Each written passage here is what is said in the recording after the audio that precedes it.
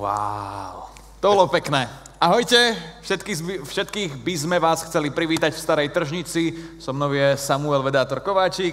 A so mnou je Peťo Explo 0 ITET, známy ako Explo Altov. Ahoj, ahoj. Ahoj, ahojte.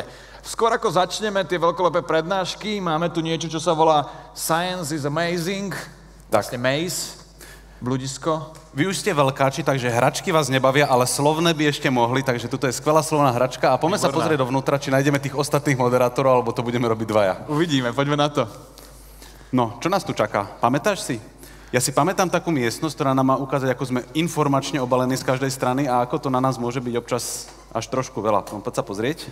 Tak, toto si môžete vyskúšať ešte po všetkých prednáškach, budete mať hodinu čas na to preliesiť aj toto bludisko. Pohľadať ostatných moderátorov. Správne, keď sa niekto z nás stratí, tak pravdepodobne to budete musieť zobrať za nás. Každopádne, toto bludisko symbolizuje taký ten labyrint hľadania tej správnej cesty v tom svete, v tom mori, v tom bludisku dezinformácií. Napríklad tu máme hoax, že vakcíny obsahujú mikročipy alebo technológie na sledovanie ľudí, alebo menia DNA, alebo spôsobujú autizmus. No a keď sa pozriete do tejto krabičky, sem, kde ukazuje šípka, tak tam je fakt, ktorý to celé rozloží. Čiže to nie je napchanie prstov, ako bolo v Dune, ale že tam sa treba len tak pozrieť a jej. No. Uvidíte, čo tam je, my vám neprezradíme, dojdete sa pozrieť. Musíte si to zistiť na vlastné oči. Ďalšia zastávka, hoax, ktorý budeme vyvracať, je globálne oteplovanie, ktorý ľudia niektorí hovoria, že je to výmysel, tak tu máme termálnu kameru. No ja vyzerám pomerne globálne oteplený, nie, ja vyzerám veľmi lokálne oteplený iba na hlave a myslím, že ty to máš celkom podobne. Dojdete si odmerať a zistíte, že napríklad dosť vás má studené ruky, no tie moje vyzerajú ako keby ani nepatrili môjmu telu. Takže dojdete si vyskúšať oteplovanie a kde sa pozrieme ďalej? To je výborné. Poď, tu je taká miestnosť. Toto. Môžeme ísť overiť, že či je Zem plochá. Myslenie niektorých ľudí možno je trošku ploché, ale Zem? Vyzerá, že nie je. Vyzerá... Sa viete preniesť do rakety, pozrieť sa na Jediné, čo mi tu chýba, je ten bezťažový stav, ale zase je to pomerne bezpečné, takže keď si chce niekto taký polovičný vesmír užiť, tak môže sa prísť pozrieť, ako to vyzerá, ako sa pozerám, tak to vyzerá byť medzinárodná vesmírna stanica, pohľad z nej takto úplne práve teraz. No a poďme sa pozrieť na ďalší hoax, ktorý sa týka toho, že či nám 5G technológie môžu spôsobovať rakovinu, vyvolať na vírusy a podobne. Tu môžeš otestovať, že či na tebe žiarenie niečo spraví. Toto nie je solárko, nemusíš sa báť, že odtiaľ to vidíš teraz taký opečený. Akože musím povedať, že keď zavriem oči, ani necítim, že na mne je nejaké žiarenie, takže... A treba povedať, že všetky tieto miesta sú pekné na fotenie, takže kľudne sa sem dojdete pofotiť. Áno, vybavíme jednu vec. Super nasvietené, máme vybavené, môžeme ďalej. Takže potom si tu pekne porobte fotky, všetko je to veľmi pekné, ale nie je to len o tých veciach, ktoré sú pekné, ale o tých veciach, ktoré sa nám možno až tak nepáčia, ktoré v našom svete nefungujú ideálne. Takže o tom to bude dnešný event. Porozprávať sa o tom, ako sa v našom svete nestratiť. Presne tak, pretože veda je kompas v labyrinte informácií. Vy ste tu na správnom mieste, my sme vyšli tiež z tohto labyrintu a za malú chvíľku sa s vami vidíme na stage. Ja len pripomeniem, že vás čakajú fantastické prednášky a aj to, že tu máte svojich učiteľov a podľa mňa nikoho by nepotešilo viac ako práve ich, keby tlieskate prednáške z teoretickej fyziky, to skrátka vyzerá dobre v ich očiach a takisto aj v našich. Takže teším sa, že ste tu s nami a začíname. Veľký potlesk.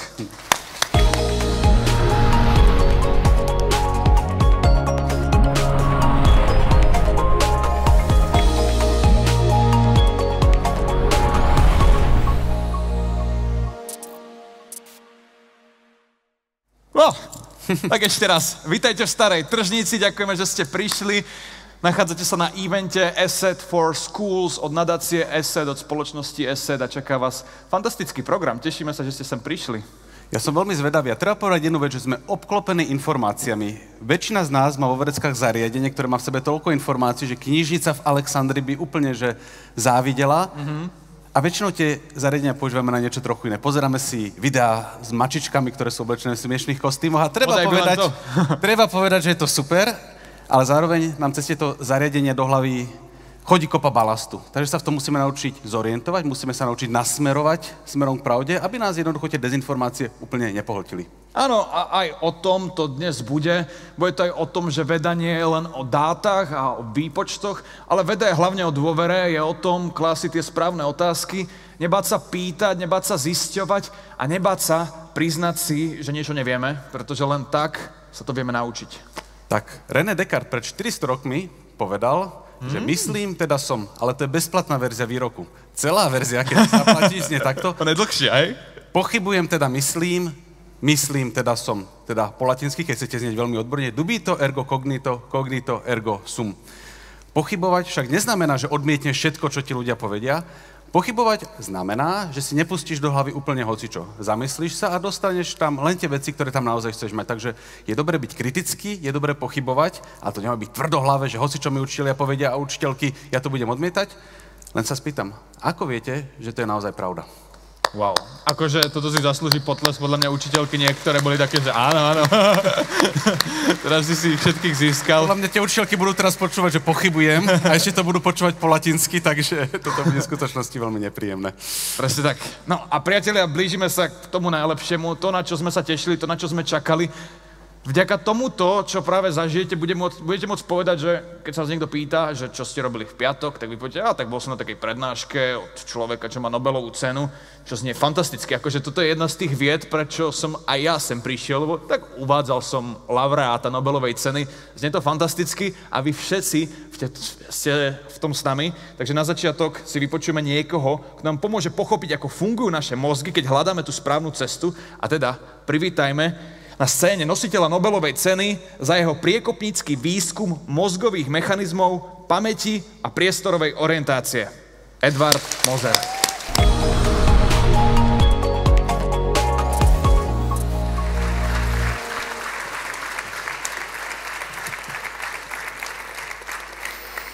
Hello, thank you very much for inviting me this. It's an honor to see so many people, so many young people. I hope I can inspire some of you to think that science is fun, and maybe one of you or two of you or maybe 100 of you find out that you want to work on it. So what I'll talk about today is brain science, how the brain works. And I will focus on that because it's one of the most rapidly developing sciences that we have. Our understanding of the brain is moving very fast forward, and we know a lot now that we don't know. There's also a lot that we don't know. It's a long way to go, but we are starting to decoding the brain, understanding how it works. And what I will focus on is especially our senses of space and time, and we'll try to explain why. So let's just start this movie here. This movie shows a brain, an illustration of a brain, and inside the brain there are neurons. That's the name for brain cells. They operate by electricity, so you see white spikes going all around. That is electrical signals. When these come to connections between two cells, as you see here, then that electrical discharge causes some chemicals to go over to the next cell. So that is the fundamentals of how brain cells communicate. They communicate by electricity, electrical signals that pass through the neurons, and then that releases chemicals, they're called neurotransmitters, that then activate the next cell. Now, this is complicated by the fact that there are many, many cells in the brain. So in the human brain, approximately 86 billion neurons, 10 to the 11th. And each of those cells connect to approximately almost 10,000 other cells through these synapses that I showed on the movie.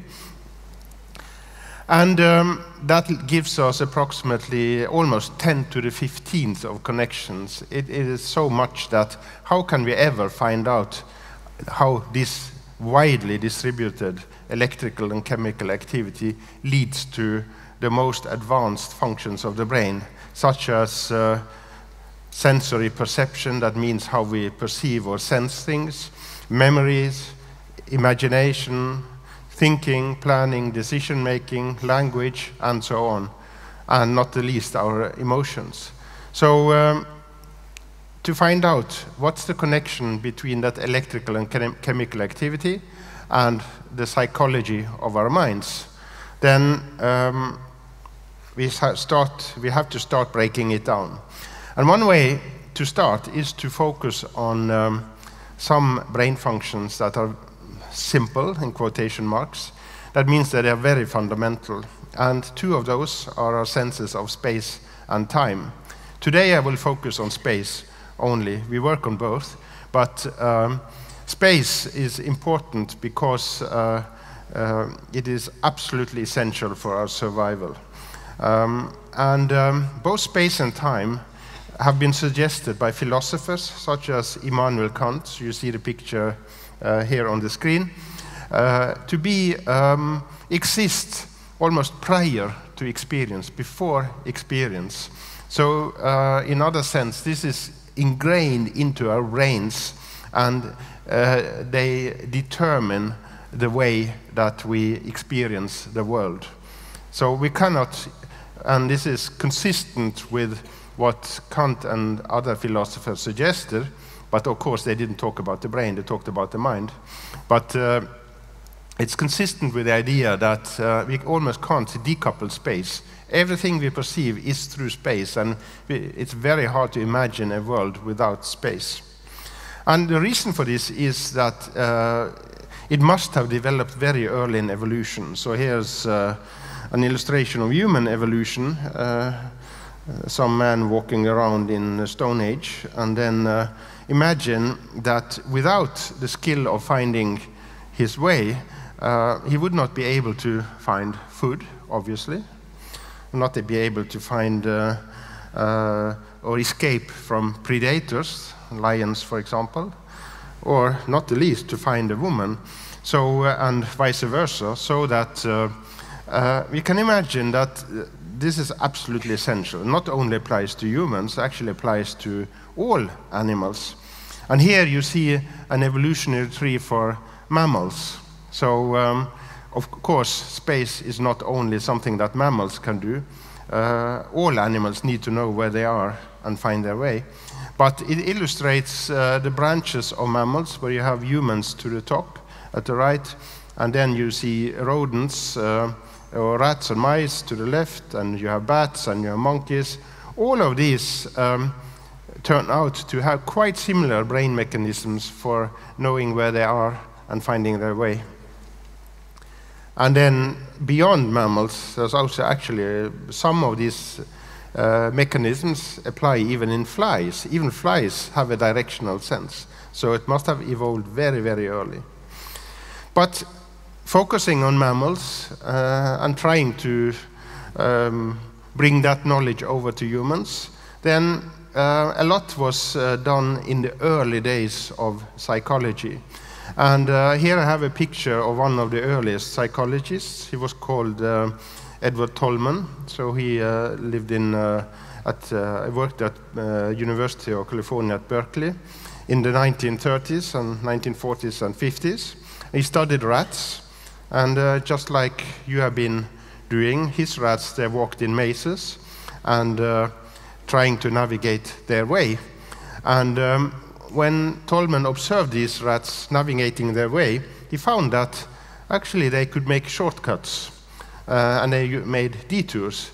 And maybe that's not so surprising, but it actually was important, because if you can make a shortcut, a quicker connection between A and B, than the one you have learned in the past. That means that you must have some internal map of the environment.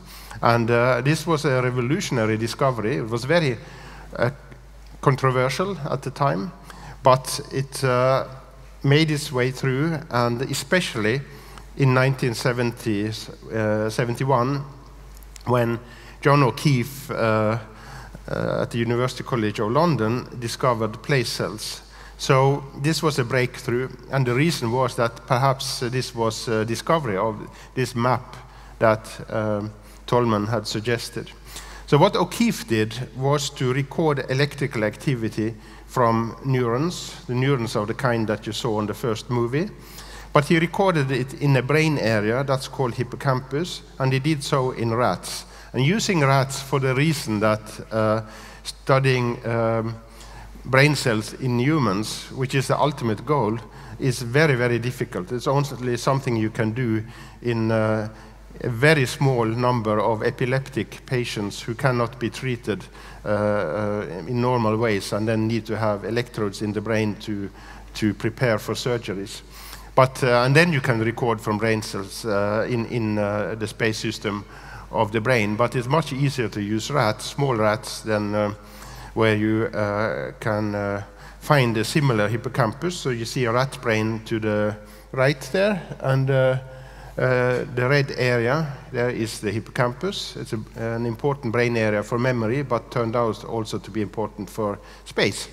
So I will now show you a movie of a rat, and the rat is walking around in a box. It's seen from above, and the rat is collecting small pieces of chocolate, because that's what rats like. They really are fond of chocolate, and we use that as a trick to make them move around. We don't care about the chocolate as such, but the rat moves around, and then at the same time we are listening to the neural activity of one single cell. So this is what O'Keefe did in the 1970s. Now you hear the activity, the electrical activity of one particular cell in the hippocampus. And at the same time as the cell is electrically active, you also see red dots appearing. And what you already now see is that this particular cell in the brain is active only when the rat is in the upper left part of the box, in one particular place. And because it's active only in one place, then O'Keefe called these cells place cells. And then you see other place cells in color there, so 10 different place cells. And red color means high activity, blue color means low activity. And you see that different place cells are active in different places. So that means that the combined activity of all of these cells can tell someone who listens to this activity where the animal is, because the combined activity is different in different places. And that then led O'Keefe to the right there, and Lynn Nadell, a colleague of him, to suggest in 1978 actually that this was the basis of the spatial map that exists in the brain. And then other parts of the map were discovered. So this is later, this is in late 1980s and 1990, when direction cells were found. So these two people, Jeff Taub and Jim Rank, recorded activity from another area nearby the hippocampus, and then accidentally hit some cells that were only active when the rat, it's still a rat, was turning his head in a certain direction. So some cells, like this one, is active only at, in this case, 270 degrees compared to the room. It's not really compared to north and south in the world, but with a certain direction, and others were active in other directions, and yet other direction. And together, they covered all the environments, providing direction, whereas the place cells provided location. So probably these must speak together. And that then, in 2005, led us to look in an area that's called entorhinal cortex. It's the blue area there, because that connects these two brain areas, where the presubiculum, as it's called, where you have the direction cells, and hippocampus, where you have the place cells. And what we found, again, by recording activity from rats that run around in a box. So now you see this particular cell is active also at certain locations, but those locations form clusters. They are active at many locations. And you can see the pattern if you now look at the right part, because in gray in the background, you see where the rat has been walking over 30 minutes to collect its chocolate pieces. And in black, you see each place where the cell was active. I mean, firing a pop-pop-pop signal, like the one you heard in the movie. And you can see the triangular pattern that is forming. It's a very regular pattern that repeats all over the space. So almost like a coordinate system. It's just that here we have 3 axes instead of 2. Because it forms a grid that covers the environment, we then call them grid cells. And the smallest unit of that grid is actually a rhombus. So you see, because the triangles are either standing or lying, so it's not the same, but it's a rhombus that repeats all over the environment. So it's a rhomboid coordinate system that can be used to find location, because if you have on certain conditions, you can actually infer from these cells where the animal is. But I want to spend a few minutes on where we are today. So this is a long time ago. The latest was in 2005. So for many years, we recorded the activity of just one cell at a time, so that was what was possible.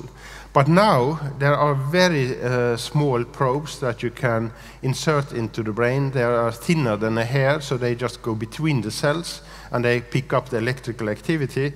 But these are not just wires like they were before. Now they are small computer chips. It's just very, very thin chips that are so small that they don't damage the cells, and then they pick up the electrical activity. But now, instead of from 1 or 2 or 3 cells, it is from many thousands of cells at the same time. And this shows the activity of, in this case, just 149 cells that were active at the same time. And so it's time on the x-axis, and each row is one cell, and you see that it's active when it's black, and then it's not active when it's white. But then this allows us, for this subset of cells, to look at the combination of activity. So at one particular time, for example, in the red times bin there, you can ask, what is the combination of activity? Now, if you have 149 cells, you can plot the activity of each cell on one axis in a coordinate system. But if they are independent, then you actually have 149. You need 149 axes to describe the activity of these cells at any given time. And it's not easy to work in a 149-dimensional coordinate system.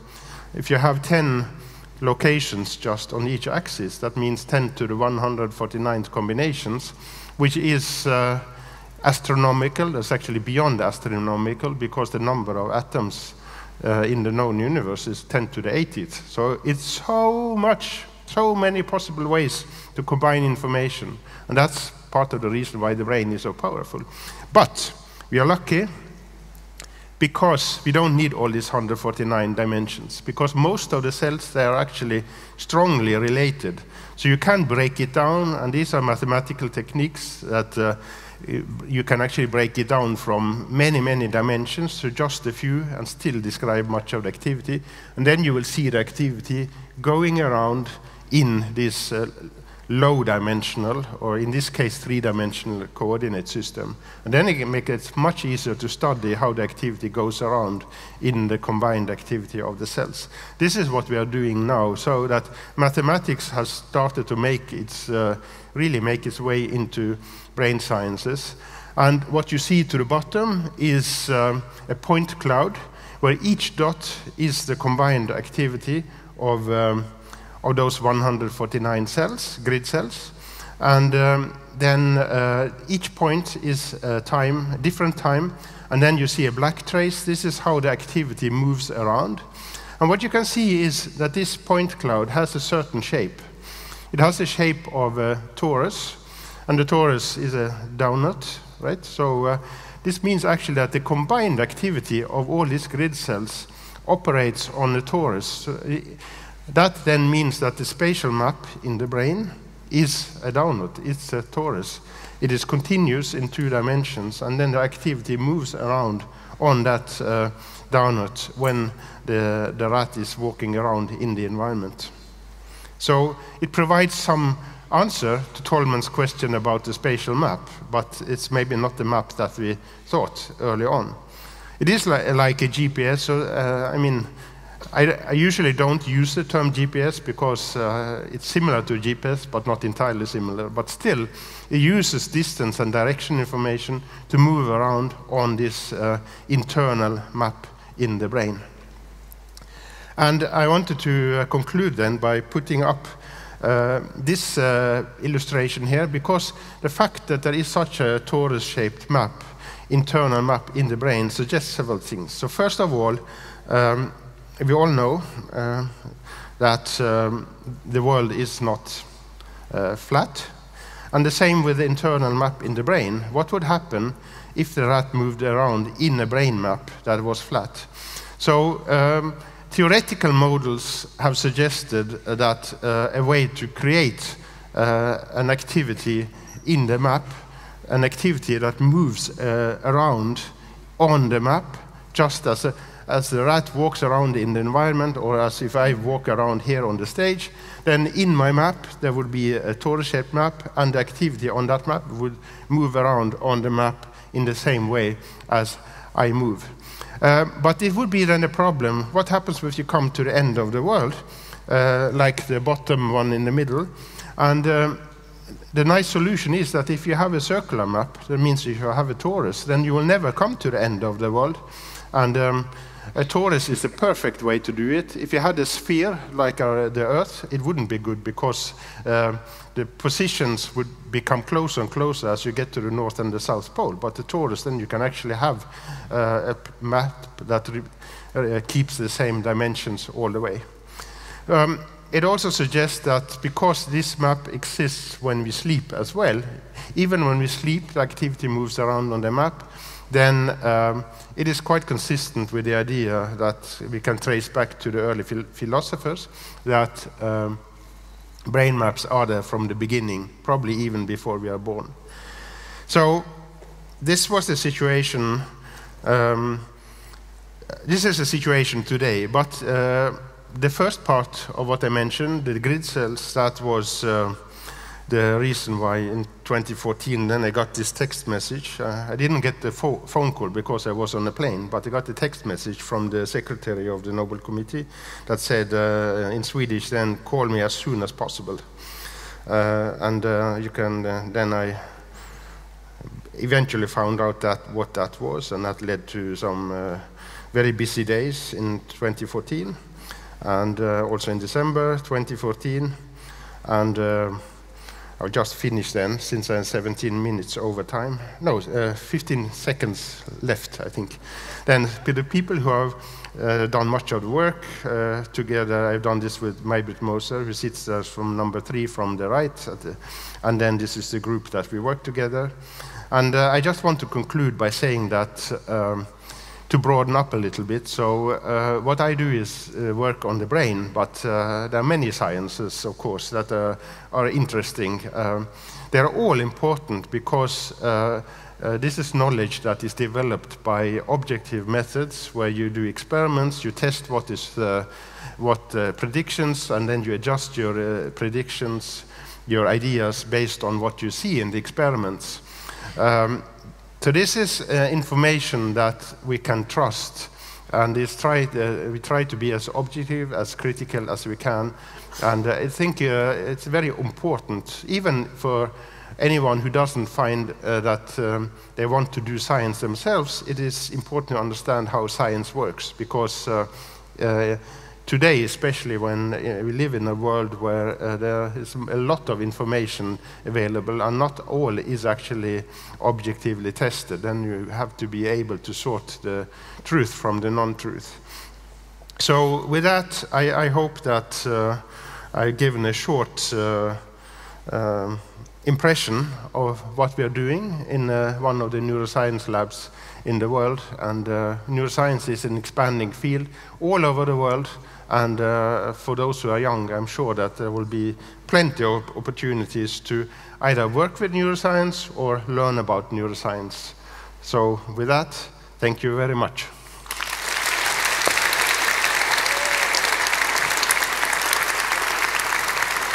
Thank you so much for your insights. Thank you. Thank you very much. Can we have 2 questions before you? Yeah. You are navigating out of the stage. I hope I find the way, yes. So, 2 brief questions. Now everyone is craving a donut. So unfortunately, if we are using, for example, Google Maps all the time, are we losing the brain capabilities? It's an excellent question. I wonder about the same myself. To some extent, I would say yes, to some extent, no. So I begin with a no. The brain system for navigation is so deeply worked into our brain and into our genes that we don't quite lose it, even if we don't use it very much. We still use it to find a way between the living room and the kitchen, right? So it's not that we don't use it. But there is also a role for training, and if you're on orientation, for example, you get very good at this. Okay. So that that improvement of natural navigation that doesn't happen if we always use Google Maps, right? So we just learn to go left and right. To some extent, I would actually probably say yes. And do you think some of the students will navigate themselves into your research group? That would be fun, sure. I hope that more broadly, some may navigate themselves into neuroscience or brain science, and some into science.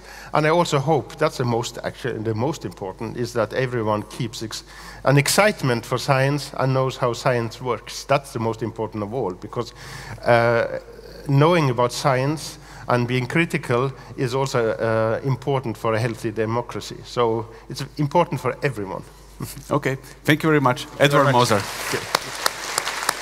Wow. Konečne viem, čo robí môj mozog, keď hľadám čokoládu po byte.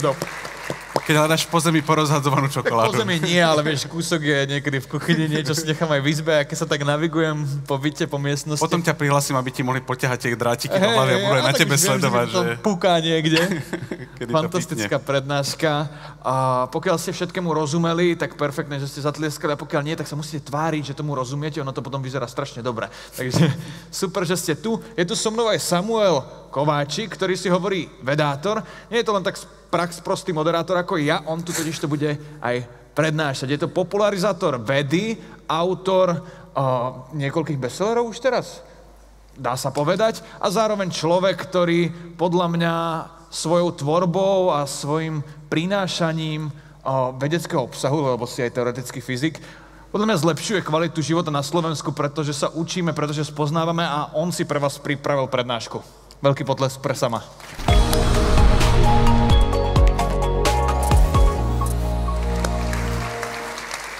Teraz sa rýchlo z moderátora musí stať prednášajúci, aby sa vám to neplietlo. Takže, tadá, prednášateľ Samo. Ja som dostal za úlohu porozprávať vám, ako vzniká veda, a ja som vám strašne chcel rozprávať o čiernych dierach. Takže som dostal šalamúnsky nápad, že ja vám na príklade, ako sme objavili čierne diery, porozprávam o tom, ako vlastne vzniká veda. Dobrá správa je, že v podstate prebehneme jednu maturitnú otázku, takže dúfam, že vám trošku teraz ľahčím rozhodovanie, či ísť alebo neísť maturovať z fyziky. Urobíme si taký speedrun teórie gravitácie, že ako sme vlastne objavili gravitáciu, kde to celé začalo a do akých úplne totálne absurdných miest nás to dostalo. Keď chceme začať historicky, tak tuto sa treba vrátiť naozaj sakramentsky ďaleko. Skúste si na chvíľku predstaviť, ako by vyzeral váš dnešný deň, keby ste žili 10 000 rokov dozadu, alebo 15 000. Žiadne také, že mi zazvoní budík o 7 a potom nastúpim do dopravného prostriedku a niekam sa odveziem a medzi tým som si pripravil jedlo vďaka elektrine a tak ďalej. Nič z toho nemáte. Vstanete a zrazu vybehnete von a nečakane prší. A potom idete na miesto, kde boli včera, ja neviem, hríby alebo niečo, čo sa dá jesť, a už to tam není. Niekto iný to vyzbieral, zrazu je tam mal nejaké nebezpečné zviera, ktoré vás ohrozuje. A celá vaša existencia je totálne chaotická a nepredvídateľná. Nejaké veci sa opakujú, ale väčšina vecí vo vašom okolí nemá žiadnu organizáciu. Nepoznáte žiadny spôsob, ako merať čas. Všetko vás prekvapuje. Až zrazu príde noc a noc je presným protipokladom. Noc je zdrojom poriadku. Napríklad sa môžete spoľahnúť na to, že keď príde noc, tak potom znova príde ráno. Že človek po tom, čo 100-krát za život vstal, tak vie, že keď pôjde 100-krát do postele, tak znova 10 000 pôjde do jaskyne, tak znova na ďalší deň ho bude čakať slnko na oblohe, lebo je to niečo, čo sa deje pravidelne. Iným príkladom pravidelnosti sú hviezdy, ktoré pravidelne nič nerobia. Objavujú sa na tom istom mieste na oblohe, počas noci sa jemne pomalinky hýbu a potom zase zmiznú a na ďalší deň sa objavia úplne predpokladaným spôsobom tam, kde majú byť. Mesiac, tiež podobné, chvíľku je na oblohe tu, chvíľku tu, najprv ho vidíme celý, potom sa zmenšuje, zväčšuje a tak ďalej. Znova robí niečo predvídateľné a pravidelné a tak, ako sa mesiac správal prvý mesiac života, to prvé bolo s veľkým a to druhé s malým, tak ako sa správal prvý mesiac narodenia života, tak sa bude správať aj posledný. Jednoducho spln, pekne prechádza sa všetky fázy, až kým príde ďalší spln. Nočná obloha bola zdrojom poriadku. A v poriadku sa dajú hľadať pravidlá. Dajú sa hľadať zákonitosti. Veľká časť dávnych archeologických nálezísk a podobne sú miesta, ktoré nejako súvisia s nočnou oblohou. Napríklad, že keď idete na Stonehenge, tak Stonehenge je zaujímavý práve tým, že v nejakom konkrétnom období je pekne cez tie obrovské šutre vidno slnko na správnom mieste. Toto je disk z Nebry, ktorý bol objavený nedaleko od nás v Nemecku. A to, čo na ňom asi dokážete identifikovať, je mesiac a slnko. A zároveň tam vidíte hviezdy. Teda nie je úplne jasné, či to je slnko, alebo či to je mesiac splne, ale je tam vidno takú výraznú skupinku hviezd. A túto výraznú skupinku hviezd viete vidieť na oblohe aj teraz, volajú sa Plejady. A to, čo robí tento disk, je, že vám synchronizuje dva rôzne kalendáre. Máte proste jeden kmeň, ktorý sa organizuje podľa toho, ako plynú dni a ako sa menia ročné obdobia. Máte druhý kmeň, ktorý sa naviguje podľa mesiaca a ich kalendáre budú rozladené. A tento disk vám hovorí, že keď sa mesiac objaví na oblohe v tejto fáze, tak si posunte kalendár o toľko a toľko.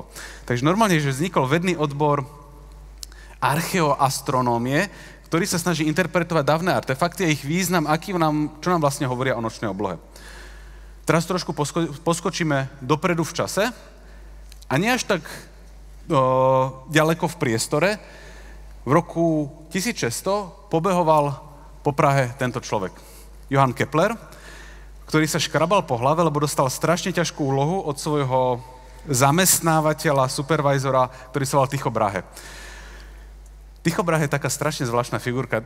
Miniem na toto 30 sekúnd, ale on bol najprv císarským astronómom v Dánsku, kde sa nejako poštval s miestnym vladarom, tak sa kompletne odsťahoval, tam mal obrovský zámok, kde organizoval veľké večierky, mal soba, ktorého na tých večierkoch opíjal a ten sob zomrel po tom, čo opitý spadol zo schodov. A keď som to teraz písal do knihy, tak sa ma editorka spýtala, či tam nemá byť slovo sok a nie sob, a ja, že nebol to sob. Takže to bol proste veľmi divný človek, ktorý bol považovaný za najlepšieho astronóma v čase, kým bol objavený teleskop. Viem, že to je trochu povedať, že aj najlepší cyklista, kým bol objavený bicykel, ale v skutočnosti aj bez teleskopu sa dá robiť zaujímavá astronomia. Tycho Brahe bol úplne skvelý, z toho Dánska odišiel do Prahy, tiež znova na cisársky dvor, kde sa stal cisárskym astronómom. A tam zaúkoloval Keplera takouto úlohou, že skús zistiť, po akej trajektórii sa presne pohybuje Mars okolo Slnka. Mars na oblohe viete nájsť aj voľným okom, je to viditeľne červenčia, pomerne výrazne veľká bodka, keď tak si pomôžete nejakou aplikáciou. A Keplerovou úlohou bolo zistiť, že ako presne sa pohybuje. Ľudia mali rôzne modely, najprv back in the days používali kružnice. Mysleli si, že planéty chodia okolo niečoho, najprv si mysleli, že okolo Zeme, potom okolo Slnka po kružniciach a zistili, že nie. Je to niečo trochu zložitejšie. Tak čo spravia Gréci, ktorí sú úplne proste do geometrie, tak oni povedia, že sú to kružnice na kružniciach, takzvané epicykly. Vyzerá to ako taká špirálka. Keď máte niekto dlhé vlasy, mne sa to ťažko predstavuje, ale dlhé vlasy s takou špirálou, tak zhruba po takých trajektóriách si ľudia mysleli, že tie planéty chodia proste také vrtulky. Nebolo to úplne presné a Kepler dostal za úlohu, že zistí, po akých trajektóriách teda chodí ten Mars. Tycho Brahe mu zadal túto úlohu a zomrel. A na rozdiel od ľudí, ktorým keď o 6:00 padla, tak zabudnú na to, že majú nejakú robotu, tak Kepler prácu dorábal dlho po tom, čo jeho zadávateľ zomrel, teda jej zadávateľ zomrel, a dotiahol to do úspešného konca. A v podstate jednoduchý nápad, ktorý dostal, je, že čo tak namiesto kružníc použiť elipsy. To vyzerá byť tak jednoduchý nápad, že to si ho vôbec pamätáme kvôli takto jednoduchému nápadu, skúsiť opísať pohyb planét pomocou elips. V skutočnosti tam bol obrovský intelektuálny skok. Dovtedy si totiž ľudia mysleli, že nebo je niečo dokonalé. Kružnice sú dokonalé pravidelné, keď ich otáčate, stále vyzerajú rovnako a očakávali, že na tých dokonalých nebesiach bude prebiehať pohyb po dokonalých krivkách, teda po kružniciach. Takže v skutočnosti, keď Kepler povedal, že a či to náhodou nie sú elipsy, tak on v podstate, že až riskoval svoj život, lebo spochybnil dokonalý nebeský rád. A asi to mal trošku v génoch, lebo jeho matka bola obvinená z bosoráctva, takže celkom zariskoval týmto nápadom, že či to namiesto kružníc nie sú elipsy. A sformuloval postupne 3 Keplerové zákony, on to volal zákony, ale my to voláme Keplerové zákony, kde vlastne hovorí o tom, že ako sa planéty pohybujú po elipsách, ako rýchlo sa pohybujú v týchto elipsách a ako ich rýchlo závisí od toho, aká veľká elipsa to je. Takže napríklad Zem a Jupiter majú inú dĺžku obežnej dráhy a Kepler to všetko krásne zmapoval, vďaka tomu, že si na to sadol a urobil si v tom poriadok. No a potom prišiel naozajstný macher, Isaac Newton, ktorý nedošiel do Prahy, ktorý podľa všetkého nikdy neopustil Anglicko, že on bol trošku taký bojazlivý, kým jeho školiteľ mimochodom bojoval s pirátmi, tak on nikdy neopustil Anglicko, niektoré vlastnosti sa neposunuli zo školiteľa na žiaka. A Newton prišiel s gravitačným zákonom. Našiel jednoduchý vzorec a teraz viem, že toto ste tu nečakali, že budete mať vzorčeky, ale tak sorry, keď chcete zmaturovať, aspoň tento jeden treba poznať. A zistil z toho zaujímavú vec, že planéty alebo že objekty sa vplyvom gravitácie nepohybujú iba po kružniciach a elipsách, ale aj po iných dráhach, ako napríklad parabolách alebo hyperbolách. A tieto krivky majú svoje meno, volajú sa kuželosečky. Čiže keď tuto dnes skončíme a pôjdete domov, tak si môžete kúpiť zmrzlinu. A keď zoberiete ten kornutok a prerežete ho nejakým spôsobom, tak na tom okraji dostanete krivku. A tej krivke sa hovorí kuželosečka. A Newton teraz zistil, že planéty sa pohybujú po dráhach, ktoré získame krájaním kornutkov. On nepoužil ten kornutok, ale zistil, že planéty sa môžu pohybovať po veľmi rozmanitých trajektóriách. Niektoré sú planéty, niekedy sa tak pohybujú kométy, asteroidy a podobne. Takže poďme si urobiť zatiaľ takú rekapituláciu. Máme nejaké pozorovania o vesmíre, ktoré nám pomáhajú formovať teórie a teórie potom predvídajú pozorovania. Čiže najprv prišiel Kepler, pozeral sa na tie dáta o pohybe planét, sformoval zákony o eliptickom pohybe, potom prišiel Newton, dal to dokopy ako teóriu a z tej teórie nám vypadli ďalšie zaujímavosti. Napríklad, že kométy budú chodiť po eliptických krivkách, ktoré sú veľmi natiahnuté a tak ďalej. Takže máme ľavá noha sú pozorovania, práva sú teórie a ideme na preskačku jedna, druhá a navzájom sa posúvajú vpred. Teórie redukujú dáta. Pred Keplerom a Newtonom bolo robenie astronómie o tom, že ste mali proste celý byt, alebo kde oni bývali, plný kníh, kde boli proste tabulky. A keď ste niečo chceli vedieť, tak ste museli nalistovať stranu 763 a tam sa pozrieť a zistiť, že aha, teraz nám vyjde slnko tam a tam. Vďaka Newtonovmu zákonu sa tie 1000-stranové grimoáre astronomických tabuliek zredukovali na jeden jednoduchý zákon. A vďaka tomu je učenie sa fyziky oveľa ľahšie, ako učenie sa napríklad biológie, kde sa naspamäť musíte učiť delenie a tak ďalej, alebo maturita z literatúry, kde musíte naspamäť vedieť všetky diela. Keď chcete vedieť fyziku, stačí vedieť ten jeden zákon a všetko ostatné je v ňom obsiahnuté. Takže toto je taký môj marketingový teaser. Teórie redukujú dáta, redukujú počet informácií, za to by sme mali byť veľmi vďační. No a zároveň teórie obsahuje veci, ktoré sme tam nevložili.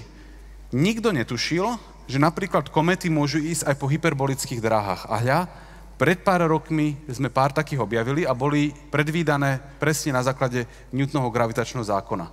Takže teórie fungujú trošku ako zázrak, obsahujú viac vecí, ako sme do nich vložili. Viem, že vy už ste taká modernejšia generácia, takže niekomu slovná rekapitulácia nemusí stačiť, takže mám aj takú obrázkovú. Úplne nultá verzia porozumenia vesmíru bolo, že začali sme si všímať nejaké pravidlá, ktoré boli napríklad v tom disku z nebry znázornené. Potom prišlo už také trochu lepšie formulovanie nejakých pravidelností vo forme Keplerových zákonov.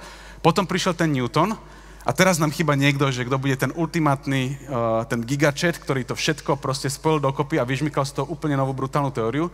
A tým je samozrejme Albert Einstein. A on toto nafúkol úplne na maximálnu možnú úroveň. Kým dovtedy naše chápanie vesmíru napredovalo hlavne vďaka tomu, že sme pozerali na oblohu a snažili sme sa formovať nejaké zákony, tak Einstein sa v podstate zatvoril do kancelárie, pozeral na tie zákony, písal si a rozmýšľal, že či dávajú dokopy zmysel. A jemu tam niečo úplne nesedelo.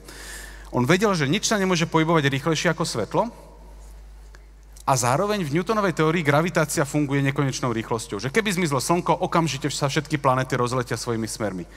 A nepasovalo to s jeho teóriou. Takže on sedel nad rovnicami a rozmýšľal, ako by mohla vyzerať teória gravitácie, tak aby bola konzistentná aj s Newtonovou teóriou, ale zároveň aby rešpektovala, že nič nemôže ísť rýchlejšie ako svetlo. A po dlhých rokoch, vybavený vtedy modernou, dnes už štandardnou matematikou, objavil novú teóriu, ktorú voláme všeobecná teória relativity. Všeobecná kvôli tomu, že obsahuje aj gravitáciu, obsahuje maximálnu povolenú rýchlosť, rýchlosť svetla a všetko dáva dokopy zmysel. Jediné na tom divné je, že to kompletne prepísalo pravidlá hry. V jeho interpretácii gravitácia v podstate neexistuje. Gravitácia je dôsledok toho, že sa pohybujeme v časopriestore, ktorý je neustále zakrivovaný hmotou a energiou. Takže nie, že hmota vytvára gravitáciu, hmota deformuje časopriestor a v tomto deformovanom časopriestore sa pohybujeme, ako keby tu bola gravitácia. Samozrejme, že toto keď mu niekto povie, toto keby len prišiel s tým, že gravitácia neexistuje a je to dôsledok zakrivenia časopriestoru, tak mu povedia, že Einstein si de lulu a nebudeme ťa počúvať, choď do ústavu alebo čo. Tak on musel prísť nejakými vysvetleniami, nejakými pozorovaniami, kde jeho teória dáva správne výsledky a Newtonova nedáva. Prvý rýchly výsledok, ktorý získal, je, že Merkúr nerobí úplne pekné elipsy okolo Slnka. Že tie elipsy, po ktorých ide Merkúr, sa tak pomalinky stáčajú, po malých kúskoch, volá sa to precesia perihelia Merkúra. A Newtonova teória to nedokáže úplne vysvetliť. Einstein to spočítal úplne presne a z jeho novej teórie zakriveného časopriestoru vypadlo, že Merkúr by sa mal pohybovať okolo Slnka presne tak, ako sa pohybuje. Druhá predpoveď, ktorú urobil, bolo, že gravitácia dokáže ohýbať svetelné lúče. Toto v princípe máte aj v Newtonovej teórii, ale niekde musíte prižmúriť očkom, dúfať, že matikárka akurát není v triede a urobiť, že 0 deleno 0. Škrtnú to niekde. To je trochu podvádzanie, ale dá sa to a nedostanete správny výsledok. V Einsteinovej teórii vychádza, že keď máte svetelný lúč, ktorý ide rovno a dáte mu do cesty niečo hmotné, tak on sa jemne ohne. No tak čo máme po ruke pomerne hmotné? Napríklad slnko. Takže Einsteinové tvrdenie je, že keby ste pustili svetelný lúč okolo Slnka, tak ten lúč by sa mierne ohol. V praxi to znamená, že si vyberiete na oblohe nejakú hviezdu a keď je vedľa nej Slnko, tak sa zdá, ako keby sa tá hviezda na oblohe trošku pohla, lebo ten lúč je zlomený a prichádza ako keby z trochu iného smeru. Čo je problém s pozorovaním hviezd, keď je Slnko na oblohe? Že je vtedy deň, takže nič neuvidíte. Až na to, že keď tam príde mesiac a to Slnko kompletne zakrie, čiže keď máme úplné zatmenie Slnka, tak zrazu je vidno aj tie hviezdy, ktoré sú tesne okolo Slnka a môžete vidieť, je to tam znázornené takými paličkami, že tá hviezda, ktorá sa bežne na oblohe nachádza na jednom mieste, je naozaj v tomto prípade vizuálne posunutá o niekoľko stupňov. Hviezda poskočila na oblohe zdanlivo kvôli tomu, že Slnko ohlo lúče, ktoré z tej hviezdy prichádzalo. Použili sme Newtonovú teóriu na to, aby sme predvídali, kedy príde toto zatmenie Slnka, ľudia museli byť nachystaní, ale presne pozorovali také poskočenie hviezd na oblohe, ako predvídal Einstein a z neho sa v rámci jedného zatmenia stala hviezda svetového rádu. A keď sa potom ľudia začali pýtať, no dobre, tak tomu Einsteinovi asi veríme, čo ďalšie sa nachádza v jeho teórii, čo z nej ešte vieme vyžmýkať, podobne ako sme z toho Newtona vyžmýkali tie iné trajektórie, tie hyperboly a podobne, tak Einsteinova gravitačná teória nám dala tak šialene veľa vecí. Napríklad nám ukázala, že vesmír nemusí byť statický, môže sa zväčšovať a to znamená, že bol kedysi menší a má nejaký svoj počiatok, ktorý dnes voláme veľký tresk. Rovnako nám táto teória ukázala, ako sa vplyvom gravitácie mení plynutie času, takže v mojej hlave a v mojich nohách beží čas trošku inak, ten rozdiel je malinký, počas môjho života to urobí rozdiel asi miliardinu sekundy. Nie je to veľa, ale je to merateľný efekt dobrými zariadeniami. Asi najdivnejší dôsledok, ktorý nám priniesla Einsteinová teória, sú čierne diery. Je to tak divný dôsledok, že sa dokonca priečil samotnému Einsteinovi, Eddingtonovi, ktorý pomohol potvrdiť jeho teóriu a mnohým ďalším. Čierna diera je objekt, ktorý je tak hustý, že z jeho gravitačného pôsobenia nedokáže uniknúť ani len svetlo. Na hranici čiernej diery, na tzv. Horizonte udalosti, to je tu, zastavuje čas. Keď tam začnete padať, tak z pohľadu vzdialeného pozorovateľa zamrznete v čase. Nič z tohto nedávalo zmysel a až postupne prichádzali pozorovania, ktoré nás presvedčili o prítomnosti čiernych diel v našom vesmíre. Napríklad sme videli miesto v vesmíre, kde vyzerá, že není nič a okolo toho nič krúžili hviezdy. Takto vyzerala, takto bola objavená supermasívna čierna diera v strede našej galaxie. Prvý definitívny dôkaz priniesol experiment alebo pozorovanie, ktoré viedol Kip Thorne, ktorého možno poznáte za ESET Science Award, ktorý zachytil gravitačné vlny, ktoré vyvolala zrážka dvoch čiernych dier. Za to storočie od Einsteina sa z niečoho nevídaného stalo niečo, čo je stále nevídané, lebo je to dokonale čierne a neviditeľné, ale už známe a súčasť bežnej fyziky. Takže ako sa teda robí veda? Krok číslo 1, správ pozorovania. Krok číslo 2, daj dokopy nejakú teóriu. A typický krok číslo 1 a krok číslo 2 robia iní ľudia. Tým prvým hovoríme experimentátori a tým druhým hovoríme teoretici. A často si to podávajú, že ty urob pokus, ty urob teóriu a takto sa dohadzujú. A toto je niečo, čo ľúbia robiť hlavne teoretici, žmýkajú teórie úplne na maximum. Pozrú sa, do akých extrémov niečo môžem natiahnuť, kedy to začne praskať, kedy sa tam začnú objavať nové a zaujímavé veci. Napíname teórie na prasknutie, aby sme sa pozreli, aké iné nečakané veci v našom vesmíre môžu existovať. Presne takto Einstein objavil svoju teóriu, rozmýšľal nad tým, ako by asi vyzeral svetelný lúč, keby som vedľa neho letel na rakete a tak ďalej. Tieto divné, absurdné situácie nám hovoria, ako vyzerá naozaj svet okolo nás. Dobrá správa je, že na základe tohto sa dá profitovať. Keď pochopíme, ako funguje svet okolo nás, tak ho vieme prispôsobovať svojim potrebám, vieme robiť lieky, ktoré nás liečia, vieme robiť lietadlá, ktoré vzlietnú a pristanú tam, kde chceme, aby pristali, vieme robiť počítače, ktoré nám spracujú obrovské množstvo informácií. Len vďaka tomu, že sme postupne pozorovali svet a robili sme o ňom teórie. Toto je vec, ktorú typicky hovorím, že keď treba napísať grant, že ideme robiť vedu, aby z toho boli nejaké benefity. Skutočná pravda, a toto prosím nevynášajte z tejto miestnosti, je, že dôvod, prečo to robia vedci, je, že je to strašná sranda.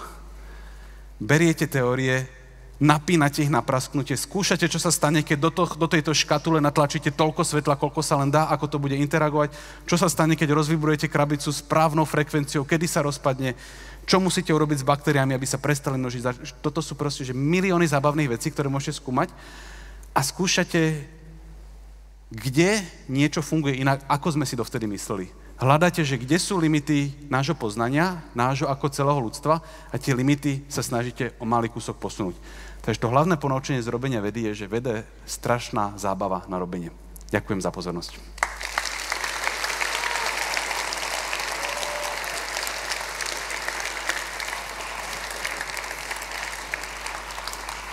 Musím sa prezrieť rýchlo. Perfektné. Normálne si mi to predal. 3 veci som si zapamätal. Okrem toho, že sú tam memečka, použil si slovo gigachat a delulu, akože obrovský potlesk, podľa mňa je za toto. Niekoľko študentov bolo vtedy takých, že... Hej, umelá inteligencia mi poradila, ako vyzerať pod 30. Išlo ti to, bolo to perfektné. Takisto memečko v prezentácii Fantázia. 3 veci si mi predal ako marketing študovania fyziky. Prvá, ktorej som neveril, že je to ľahšie ako literatúra. Takže, čo si tu navrávame. Druhá, že to strašná sranda, to sme videli, že sa Poznáš aj ty zo supervedy, podľa mňa? To poznáme aj zo supervedy, nek tento človek stojí za tým, aby ja som tam nehovoril blúdy, pokiaľ viete, tak ja robím takú šovku, tak tento človek je ten mozog za tým a to ste mohli vidieť, hovoril o tom perfektne. A tretia, to ma hrozne bavilo, že ty keď povieš niečo dostatočne múdre, tak oni potom povedia, že to je Keplerov zákon.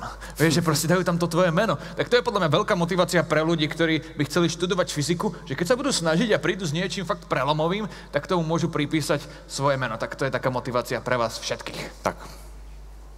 No čo, ideme na skutočných odborníkov a odborníčky, ktorí nám teraz prenesú ten pohľad z toho vesmírneho pohľadu na svet nanotechnológií, na svet mikroskopický. Pozrieme sa na to zblízka. Áno, niečo malé ideme rozoberať. Je to o nanomateriáloch, o technológiách budúcnosti, ktoré formujú dnešok. Tak a Valeria Nicolosi, ktorá pôsobí mimochodom na Trinity College v Dubline, skvelé miesto, je držiteľkou 8 ERC grantov. A teraz vy máte to šťastie, že ešte neviete, čo sú toto za granty. To je niečo, že ako Grammy vo svete vedy. Takže si predstavte, ako sem napochoduje s takými 8 soškami, tak to je takto významná osobnosť vo svete vedy. Áno, a vedie výskumnú skupinu zameranú na pokročilé materiály, čo neviem, čo úplne je, ale to sa hádam dozvieme. Takže obrovský potlesk a privítajte našu ďalšiu speak. Valeria Nicolosi.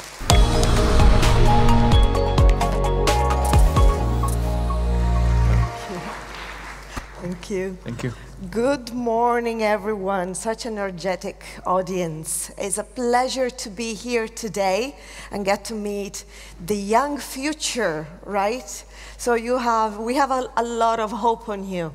So I hope you're going to return this hope back with facts. So I'm going to tell you a little bit about some new nuances in materials development. So we have gone through a lot of different ages in history. We've been through the Stone Age. We are all aware of that. We all studied this at school. Then we went through the Bronze Age, Iron Age. And the thing is, the real question I would like to ask you is, what do you think is our age today? In the world we are living, we could all have different answers, right?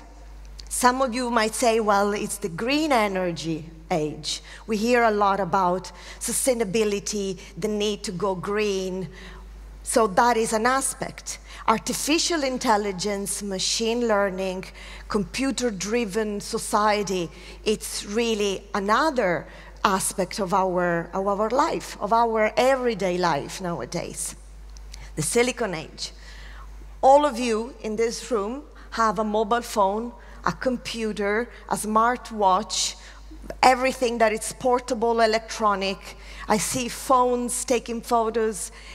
This is clearly the Silicon Age because all these chips that are in your electronics are based on silicon. We have a digital age asset. Tell us all about it. We have bioengineering age. We actually had Edward this morning talking about neuroscience and the next steps in neuroscience.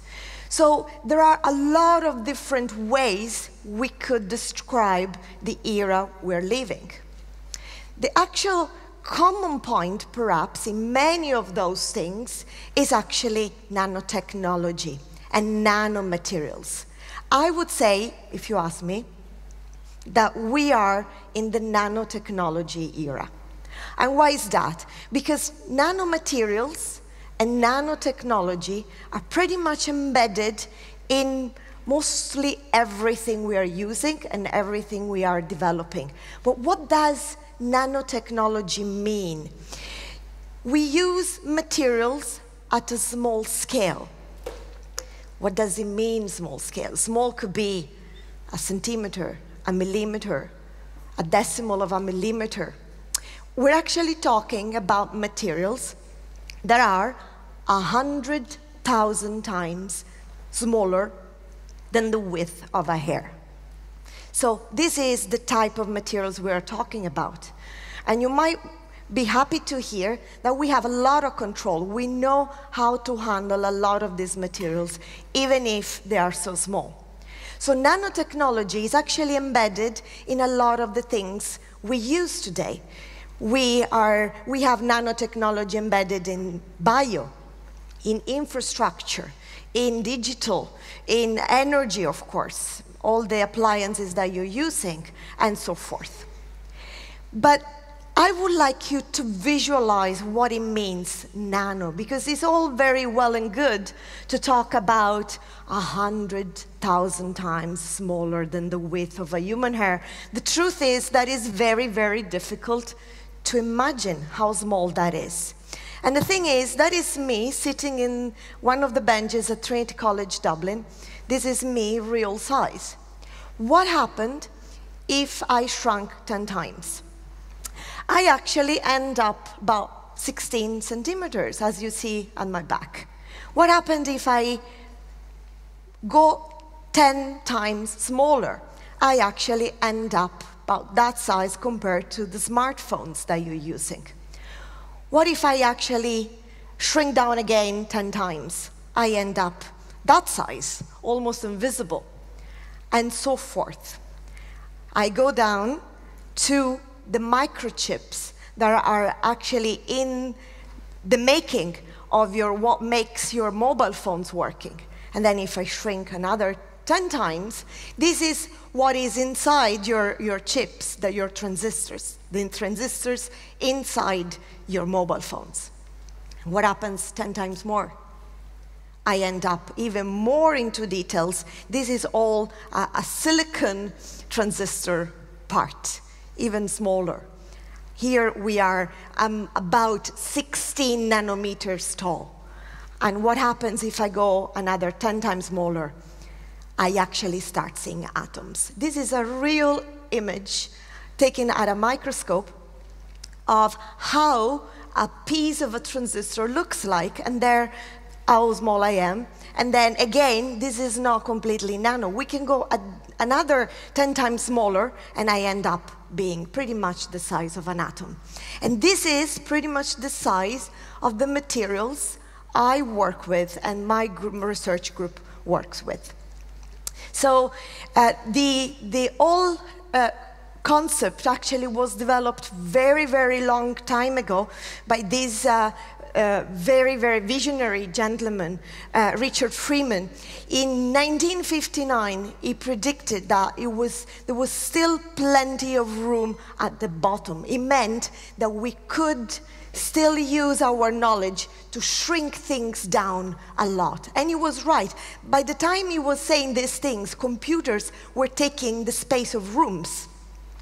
And then it started shrinking and shrinking, using knowledge to actually go where we are today. And I can tell you, we're going much farther. And I give you a little glimpse of that in a few minutes.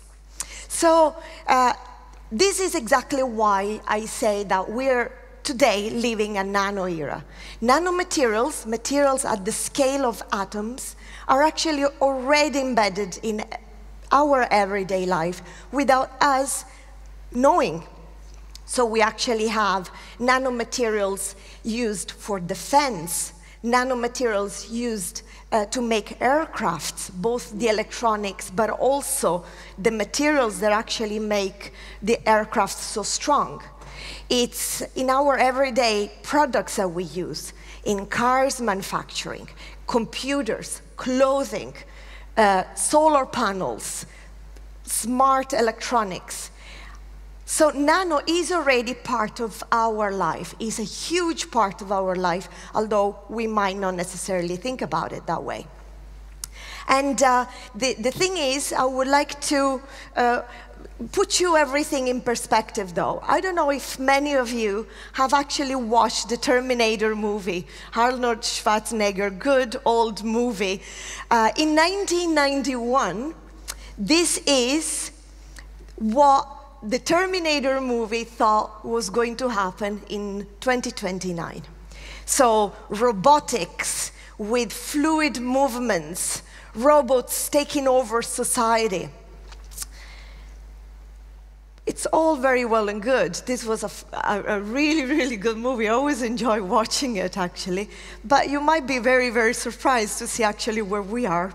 This was a video that I took in 2022, actually. A few years have passed, but still the same. This is the best we can do in robotics, actually, that is up in the market. And the crucial difference between these two approaches, these two things, come from the way we approach materials. And why? If we look at the Terminator type of robot, the thing is actually, there are materials, robots, devices that have functionality developed at material level. On the other hand, the technology we use is actually based on functionality developed at structural level. What it means? It means that in this case, in the case of today, the robots down there, what we do is we take materials that are already existing, silicon, for example, and we try to break it down in something smaller and give functionality in that way. The truth is instead that if you want to add new functionalities, you have to start from atoms. And combining atoms and particles in order to enable the functionality that you desire. So these are the two differences between what we call the top-down approach, shrinking down something that is large, starting from a material in what we call bulk level, and then break it down into nano, or the difference going from the bottom-up approach, starting from atoms and combining atoms, controlling atoms to assemble in terms of creating materials at nanoscale. And the materials I would like to spend a little bit of time with is a very, very special class of nanomaterials. They are called two-dimensional nanomaterials.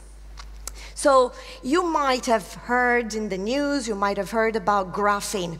What is graphene? Why is such a nice, wonderful material? Well, graphene actually comes from graphite, what you actually use in your pencil's lead. It's made of billions and billions and billions of layers of carbon atoms, like if you had a very, very thick book. That is graphite.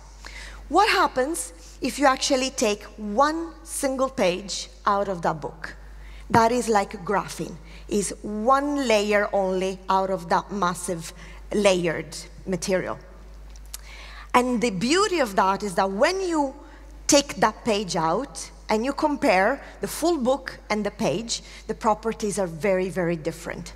So graphene, as opposed to graphite, the one that you use on your everyday school, graphene has some very, very special properties given by the fact that we shrunk it down to the thickness of one atom.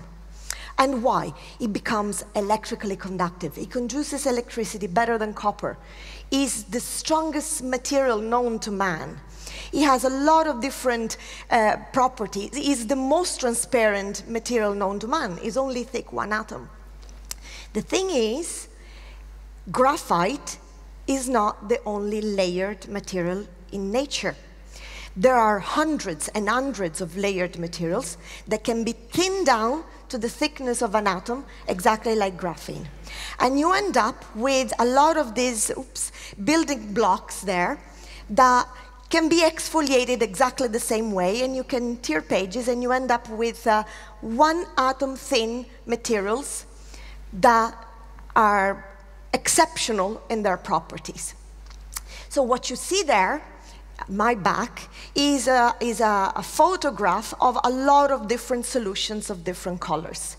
These are solutions made of 2D materials, of different type of materials. So suddenly, the beauty of that is that we not only have graphene, but we have hundreds of different other materials that we can make into solutions, inks. This is a magic word that will come back later. You will understand later why I use the word ink. But the wonderful thing is, you see, there are loads of different colors. Colors show that they have different optical properties, for example. And all these materials are different in their own way. Some of them are metallic, conduce electricity. Some of them are insulating. Some of them are semiconductors. I just named the 3 building blocks of electronics there. Some of them are brittle. Some of them are very, very strong. So the wonderful thing is that we don't have one 2D material, but we have hundreds of different 2D materials, which we can pick and choose, depending what we want to use them for, and make macro objects that are useful for certain things. So when I go to schools and I'm asked, what's your job? I play with Legos. Because for me, nanomaterials, 2D nanomaterials are like Legos. And actually, Lego is funding a project with us, so they really like the concept. So I would like to show you a few things, a few of the applications we are targeting in my lab. We use a lot of these 2D materials to develop the new generation of batteries. Everyone in the room I would talk to later, or I'm sure you all struggle with the same. When people hear, oh, you work with batteries, my battery dies so long, I just need to keep it plugged. My phone only lasts 3 hours, and then I need a power bank, whatever. Everyone is struggling with that. So there is a huge need to actually make batteries last longer, but also store more energy, as we will learn. So our approach is to actually use 2D materials in the building blocks of the batteries, in what we call the electrodes, the cathode and the anode. I would like to actually focus a little bit the matter just for you to understand how much more critical the issue is beyond our energy crisis of finding a power bank to keep our telephones on. So this one here is the state-of-the-art electric car in the market. How many of you own at home an electric car? I'm very curious. How many do? Okay, not very few. I don't have an electric car either. And the answer is, I'm waiting that they have my batteries. So if you actually dismantle the car, you actually see that the battery is taking the full bottom of the car itself. Adds up a huge amount of weight. Sometimes, especially I'm Italian, and in Italy sometimes we have very small bridges. In some bridges, electric cars are not allowed to go because they are too heavy. They are as heavy as a minivan. And the whole weight is actually taken by the full battery. If we go to that part and break it down, look at this, guys. It's made of a lot of batteries there. This is an 85 kilowatt-hour battery. It lasts about 600 kilometers. It would give me a lot of anxiety, to be honest. It would cost, to replace this battery, about 10,000 euro. It weighs 540 kilograms. Only that piece is actually made of about 7,100 batteries, single batteries. Okay, so this is actually the state of the art that we have. So you agree that this is great, this is very nice, but it is not yet there. The issue with batteries is that also, not only they weigh a lot and they are impractical and they cost a fortune and they are not great at storing energy, but also is the fact that they degrade very fast. You buy a battery, in your first month, in your first year even, if you can stretch it, you might get the full lifetime. But the thing is, the more you use it, the less is going to last for a single charge. And the reason is, what you see here behind my back is an image, one of our electron microscopes, of a battery electrode material, pristine, off the shelf, a battery that is just been made. You see that is very nice, it's perfect. After we use it just 100 times, you actually start seeing that it's all cracked. This is the reason why that battery will be able to hold less charge. If you actually take an image after that battery has been used just 600 times of charging, plugging, discharging, using it, you end up with massive cracks. Eventually, after a year or so of usage, it will pulverize completely. So this is one problem. Second problem is that actually they don't store a huge amount of energy. This on my back is the most efficient and largest battery on the planet. Is for grid storage, to store energy from wind, sun, and all these alternative green ways of generating electricity. This is a massive issue because if we want to rely on the sun, well, the sun doesn't shine all the time. I live and work in Ireland. Surely there we don't have any sun. We rely more on the wind in Ireland, yet wind doesn't blow all the time. So we must rely on batteries that can store energy when it's available and then allows us to use it when we need it. And this battery here is the state of the art. It's placed in Alaska. It occupies a massive area. It's occupying, I think, the equivalent of about 6 football pitches. That's how large it is. And the truth is that is able to come up and sustain a population of 17,000 people. If there is a breakdown of the electricity, if there is a power cut, it would be able to sustain 17,000 people for how long you think? 7 minutes. That's all it can do. So you might agree with me that we have to do something to improve what we have, okay?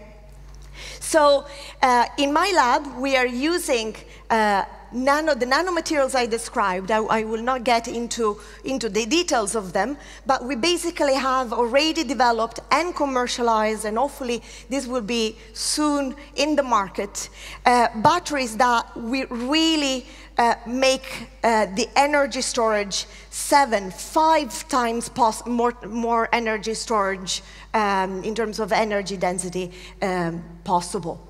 This is a huge leap forward, and this is already in the market, almost. You can imagine that when we develop something in the lab, there are always about 10 years of gap until that technology breaks through and gets to your homes. So this is something that is on the coming. What I would like to actually do is just show you what other things are coming. You're very young. What will come next year or the year after, it's pretty interesting, but what is really cool is just to see what is going to happen in the near future of 10 years' time, for example. And these are some of the energy storage devices that we are developing in our lab. Fully transparent, fully bendable. This what you see there that is held by one of my researchers. You can see only the hand, unfortunately, is a fully assembled batteries. Both electrode, the electrolyte, and over there is overimposed on my researcher's mobile phone. 100% transparent. So this is indeed the next generation of portable energy storage, portable batteries that you will have in the future. This is another way we actually make and test our batteries. With our inks, we can literally use our materials in the form of inks, 3D print stamps, and then roll them up on surfaces. Imagine batteries manufactured this way be embedded in windows, for example, or in smart buildings, where they will be able to be embedded in the overall structure and appearance of these buildings. And these are materials that work. This is another type of applications. Here, actually, I show a couple of them, where in the movie I show you how these batteries are fully 3D printable. We can make them, in this case, in the form of gels, and this is especially indicated for a few types of applications. You see at the bottom, we print our batteries also on textiles. This is the new generation of electronic textiles. You go to the gym, you don't need to wear a smartwatch. Everything will be monitored. Your health will be monitored. Your training will be monitored. Again, we're doing this in partnership with an industry that I'm pretty sure all of you know, but I cannot name. On the other side, you actually see these nanomaterials being made in a structure that is super light. It's 99% air, but yet has the same storage capabilities.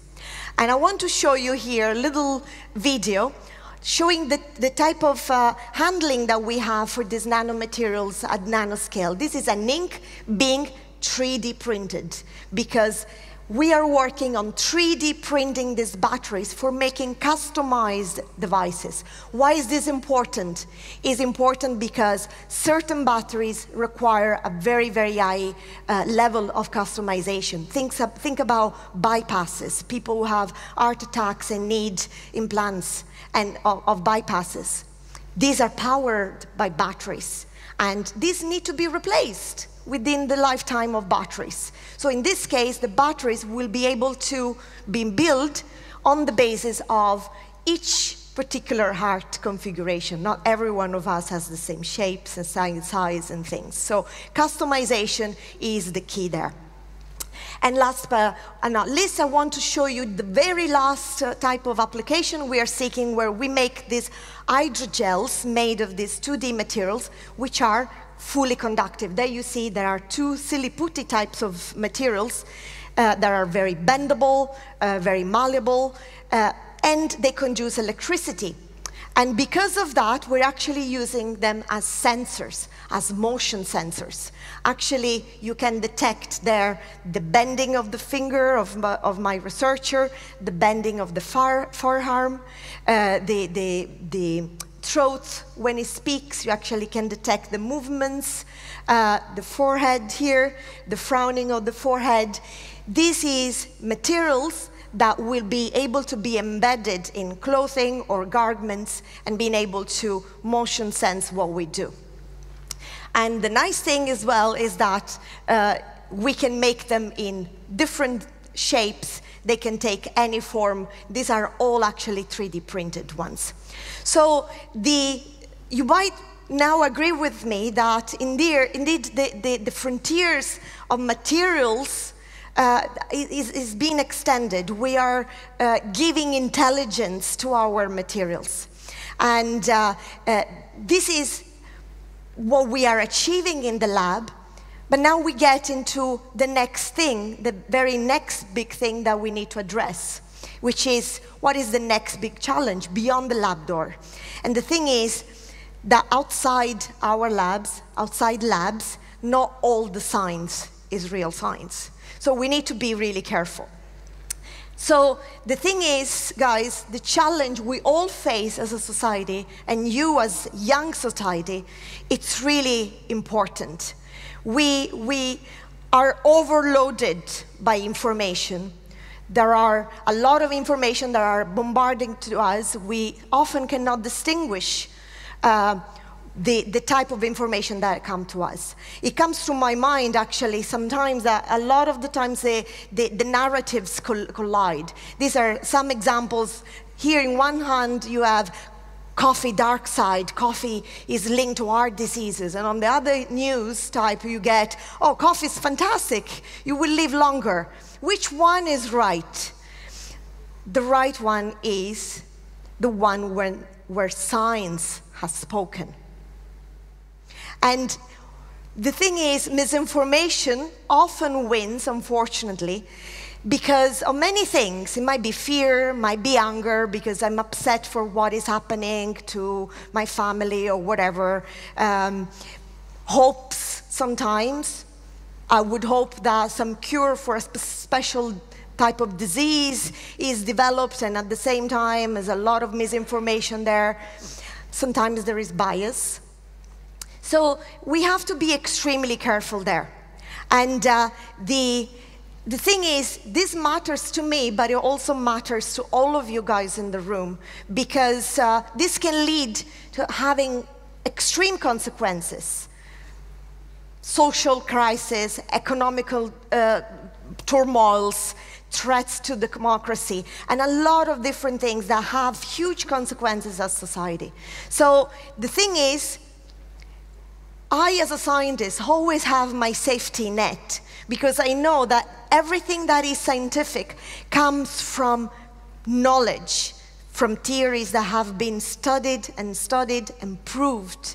And there is a scientific rigor in understanding these outcomes and this data. It's based on evidence.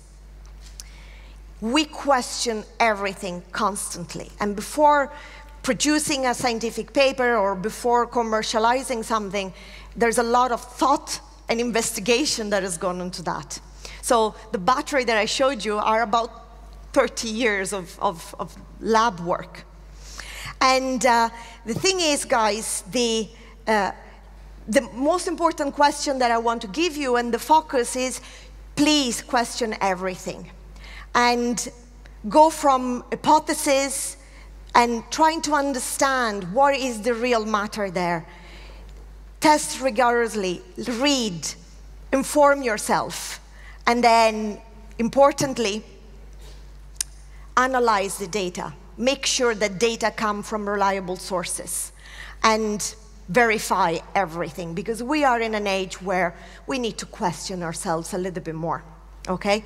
So critical thinking will be your superpower. It's our superpower in the lab, but it's your superpower because you are the new generation. And the you have to develop a sort of what I always call it, a sort of daily misinformation toolkit for you to check the sources, look for evidence, cross-reference. Although it's a little bit of more work, but it will inform you better on things. And believe in STEM, believe in science, because what we do is corroborated, and it's always towards pioneering new things, like some of the things I showed you. So from now on, don't be part of the problem, be the solution. You are in this room the solution, because you are the new generation. And as I said at the start, I want to start and finish exactly in the same way. You are our future, you are our hope. We are here just to teach you, and the best will come from you guys, not from what we are doing. So thank you very, very much for your attention and for the invitation.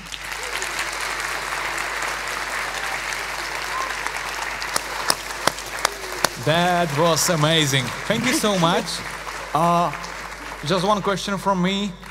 How long do you think it will take you to make with the batteries the Iron Man-like suit? A lot of technology goes in there, not just the batteries. But we are getting there. Yeah, you're getting there, right? Yeah, we are getting there. Always what I say is, everything that we make in the lab is small scale. Then you have to go to a larger scale, and then you have to do all sorts of industrial testing. So I always take the rule of thumb for what we do is about 10, 15 years to get to the market. For example, we developed, I was talking about Legos, where I like walking with Lego, because we are making conductive Lego blocks that they can program and bring to life. And we already licensed this technology to them. And now they're doing all the tests that I never thought about. Saliva tests, because kids put these things in their mouths. And so there is a lot more after what we do in the lab. Wow, it's amazing, thank you. I also have one question. So you said back in the days computers were this big. Now computers are this big or this small. And is there a reason to make it even smaller? Because we have large hands, and now our eyes aren't so perfect. Is our biology a limiting factor to technology, or is it something you can work with and develop new kind of technologies? Technologies is constant development, and that's exactly where it's important actually to connect STEM sciences with social sciences, for example, because they look at behaviors or needs, and actually that's how we can customize things. We are certainly going to go, regardless of which size of shape the macro thing is going to get, we are certainly going to drive more and more the miniaturization inside, because things become more powerful, more controllable, easier to handle. You might not have a mobile phone that is this size, but you could, in a few years, roll it up and put it in your pocket. So it would be large, but small at the same time. So there is a lot of development, so you should watch that space. Thank you so much. Thank you very much, Professor Nicolosi. Thank you very much.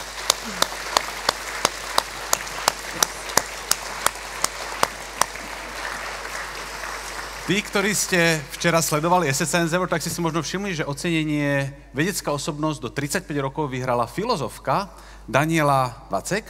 Tak ja by som tento ďalší blok rád začal citátom jedného poľsko-amerického filozofa Alfreda Koržibského, ktorý povedal, že slovo nie je objektom a mapa nie je teritorium. Čiže naše predstavy o svete sú niečím iným, ako je svet samotný. Wow, to si ma aj zaskočil. Ja by som zase chcel povedať, že pokiaľ je veda kompasom, tak potrebujeme aj mapu, aby sme sa v tom svete dezinformácií nestratili. To tu už bolo tak nejak trošku natienené. A práve o tomto príde rozprávať náš ďalší speaker, Edvard Puchovský, ktorý vám ukáže, ako sa dá spojiť výskum, ako sa dá spojiť technológia a vzdelávanie v boji proti manipulácii. Edvard Puchovský.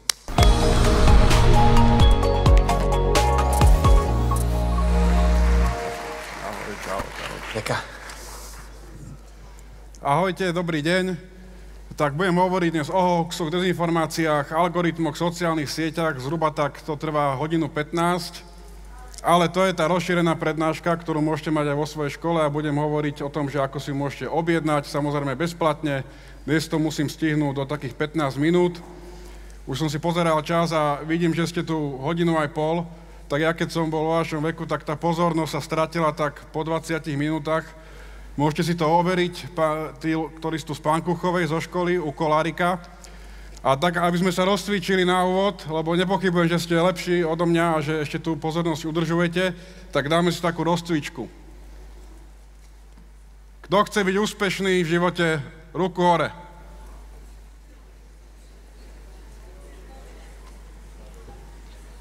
Kto chce zarábať peniaze najlepšie čoskoro, aby si mohol kúpiť byt, auto?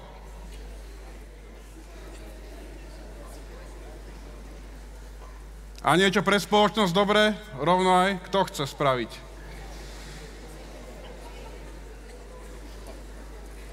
A kto chce byť otrokom sociálnych sietí? No je vás málo, bohužiaľ, dobrovoľníkov, vidíte, je strašne smutný Mark z toho, on by chcel, aby ste všetci boli otrokmi sociálnych sietí, aby on mohol mať 10. jachtu, 20. dom a super kryt protiatomový na Havaji a podobne. Keď som bol vo vašom veku, chodil som do školy, tak po týždni som niekedy našiel takú 10. od mami, hej, už tam bola zo pár dní. Kebyže máte takéto niečo tu so sebou, tak kľudne to môžete teraz hodiť na túto obrazovku. A ja vám vysvetlím, prečo to takto otvorene tvrdím. Lebo mám nejakú osobnú skúsenosť s ľuďmi, ktorí pracujú pre Facebook a mohol som navnímať ich svet a filozofiu toho, ako funguje Facebook a nie len Facebook, ale aj iné sociálne siete. Keď som robil pre štát na polícii, tak som sa stretával s ľuďmi, ktorí robia pre neho. Tí ľudia sú v Európe, majú na starosti európsky trh a títo ľudia mne, ale aj ostatným úradníkom alebo dokonca aj ministrom zhruba 7 rokov tlačili kaleráby do hlavy a sľubovali, že Facebook, aká je to super firma, že im záleží na tom, aby to bolo bezpečné, dobré prostredie, aby tam neboli nejaké zlé profily, hejty, extrémistický obsah, radikalizácia a podobne. A toto bolo neustále 7 rokov stretnutí, hovorili, že ako robia proti tomuto obsahu niečo, no ale už potom sme počase zistili, že to je všetko len image, PR, marketing a oni jednoducho s tým nič nerobia. Táto fotka je z roku 2019.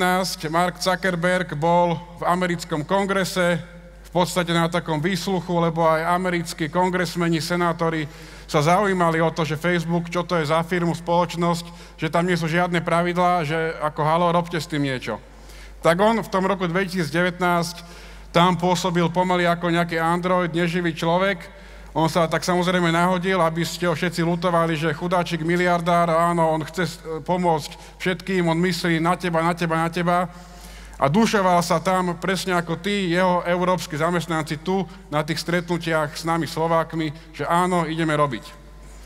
No, lenže čo sa stalo? V Amerike boli voľby, zmenila sa tam celospoločenská situácia a on krátko po voľbách nahral video, v ktorom poprel všetky svoje slova a všetky slova jeho zamestnancov, ktoré hovorili, že treba bojovať proti dezinformáciám a tak ďalej.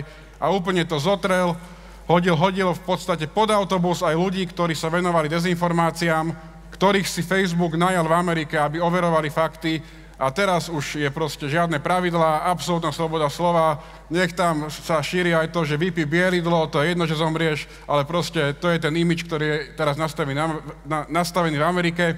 A on, ako taký poslušný psík, hneď úplne otočil a vlastne z veľkej osobnosti, ktorú sme tu mali uctievať, z veľkého nejakého vynálezcu, je takýto malý človečik, ktorý sa otočí tak, ako bude kázať nejaký systém, a ktorý vás všetkých zapredá a ktorý bude najšťastnejší, ak tam budete vy scrollovať do nemoty, pretože scrollovanie do nemoty, komentovanie, zdieľanie rovná sa prachy pre firmu Meta a pre neho hlavne.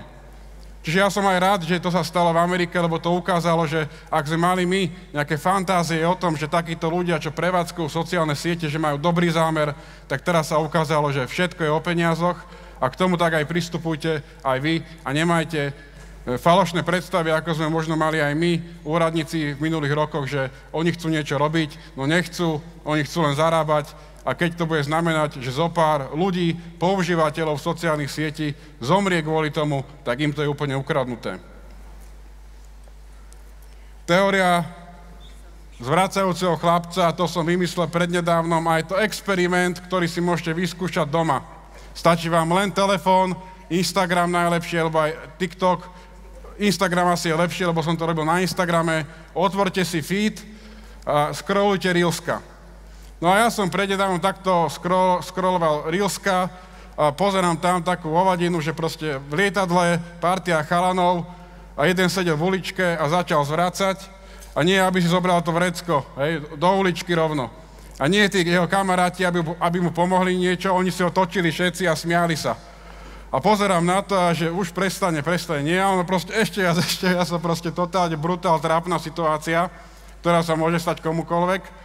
Ale čo sa stalo na tom Instagrame? Pozeral som to asi tých 30 sekúnd, jak to trvalo, poslal som súkromnú správu kamarátovi, ktorý sa bojí lietať, hej, nech si z neho spravím srandu, že takto by si vyzeral ty, kebyže ideš so mnou v lietadle, a idem ďalej scrollovať. Reelska. O 3 Reelska ďalej, tam mám zase nejakú osobu, ktorá zvracia. Idem ďalej. A zase o 3 Reelska, zase tam niekto zvracia, hej. Proste ten Instagram, respektíve algoritmus, už pri tom prvom lietadlovom videu pochopil, že aha, ona to čumí 30 sekúnd, ešte to odoslal kamarátovi, súkromnú správu, do ktorej by nemal mať nikto prístup. A ten systém to zanalyzoval a v priebehu pár sekúnd mi začal núkať podobné videá, kde je proste to, čo sa tam udialo, hej, ale tie podobné videá boli proste v inom prostredí, ale išlo o to, že proste človek tam zvracia. Hej, totálna hovadina, si poviete, to je jasné. Lenže si predstavte, že vy budete scrollovať na Instagrame, takto nejako budete interaktovať s nejakým obsahom, ktorý bude možno zlý, radikálny, extrémistický. A vám to nedopne na prvú. To sa môže stať dospelým ľuďom, to je úplne bežné. To nie je o tom, že ste mladí, to vôbec nie. A vy to budete lajkovať, pošlete to nejakému kamarátovi a odrazu ten Instagram to vycíti. Aha, to sa ti páči, tak ja ti idem núkať podobný obsah. Ten algoritmus si nepovie, že preboha, čo to ty lajkuješ, nejaký nebezpečný obsah, nejdem ti to už núkať, nie, ruky preč. Nie, naopak. On ti to začne núkať s cieľom toho, lebo však aha, tebe sa ľúbi to prvé, tak dávam ti obdobné videá, aby si sedel za tým Instagramom do nemoty. A odrazu celý váš feed bude plný radikalizácie, extrémizmu a to je v podstate počiatok procesu, na ktorého konci môže byť človek, z ktorého sa stane terorista a reálne vykoná nejaký teroristický útok. Čiže to bude trvať mesiace, možno niekedy týždne a pokiaľ vy sa nespamätáte v tom čase, že naozaj aha, mne tu ten algoritmus núka blbosti nebezpečné, tak stratíte kontrolu nad sebou samým a stane sa z vás úplne iný človek a to len kvôli tomu, že váš feed zaplavili takéto závadové veci, pretože cieľom algoritmu, cieľom Zuckerberga a podobných je udržať vás za každú cenu za obrazovkou telefónu. Tohto poznáte? Kebyže nie som na takomto prestížnom podujatí, ale s kamarátmi, tak by som povedal, že by som mu neveril ani odpoveď na otázku, koľko je hodín, tak na mňa pôsobí. Hej, tejtovci, to sú šialení úplne blázni. A tu chcem povedať jednu vec. Keď je niekto influencer a má aj milióny followerov, neznamená, že je to normálny človek. Máme kopu dobrých influencerov, Vedátor, Expo a tak ďalej, ale je veľmi veľa zlých. A oni pochopili, že keď budú trepať nezmysly 2 na 3, budú mať milióny followerov, lebo tí ľudia to budú žrať, nekriticky to budú k tomu pristupovať. A čo znamená milióny followerov? Zasa vraciame k tomu, prachy, vy otroci, živte ich, aby mali ešte viac víl, drogy a to je všetko v jednom. Potom budú predávať merch a vy to budete kupovať. Ten merch sa rozpadne po týždni, ale máte merch od tejtovcov a podobných ľudí. Hej? To je super, že sa takto dá živiť. Len samozrejme v tej výbave takýchto ľudí nemôže byť nejaký charakter alebo morálka, etické pravidlá a tak ďalej. Pri tejtovcoch je dôležité to povedať, že ja by som strašne chcel byť pri tých chalanoch, ktorí veria teóriám týchto dvoch polobláznov a keď títo chalani budú riešiť svoju prvú hypotéku v živote, čo ich čaká o pár rokov a v tej si uvedomia do pekla, aha, toto je ten reálny život. Toto není to, ako mi títo dávali do hlav niekoľko rokov. Bacha fakt na tých zlých influencerov. Je to ako s celým Facebookom, Instagramom a tak ďalej. Oni sa na tom priživujú a tiež chcú zarábať a sú ochotní čokoľvek šíriť, lebo vidia, že časť spoločnosti im to žere. Výzvy na TikToku hlavne. Kedysi sa chalani hecovali, ale aj dievčatá kľudne raz do týždňa, keď sa stretli v nejakej partii, keď ešte nebol TikTok, Facebook. Teraz stačí, že to otvoríte a chrlia na vás výzvy neustále, aby ste niečo opakovali. A vy si poviete možno, že aha, však on to prežil, tak to idem spraviť ja. Ale neviete, či to video není zostrihané a keď náhodou to je autentické, tak možno on to prežil, ale nie je zaručené, že vy to prežijete. Teraz je v móde, že jazdiť po vlakoch. Normálne mladí ľudia idú na vlak, ktorý ide vo Viedni minulý rok, takto zomreli 2 Česi. Postavia sa na vlak, smejú sa, TikTok, aj teraz pred pár dňami v inej krajine to bolo. Točia sa a potom už nemajú hlavu, ako to sa fakt deje, reálne. Čiže vy, ako náhle uveríte, že aha, toto je super výzva, mne sa nič nestane, vtedy sa vám to stane. Takže na toto ste v podstate sami, na celú túto problematiku, čo tu dnes hovorím. Pretože nikto vám nemôže zakázať telefón, nikto vám ho nezoberie, ani neočakávam, že po tejto prednáške prestanete scrollovať reelska, ale dávajte si proste bacha, lebo ste na tom úplne sami, nikto vám nedokáže pomôcť, len vy sami sebe.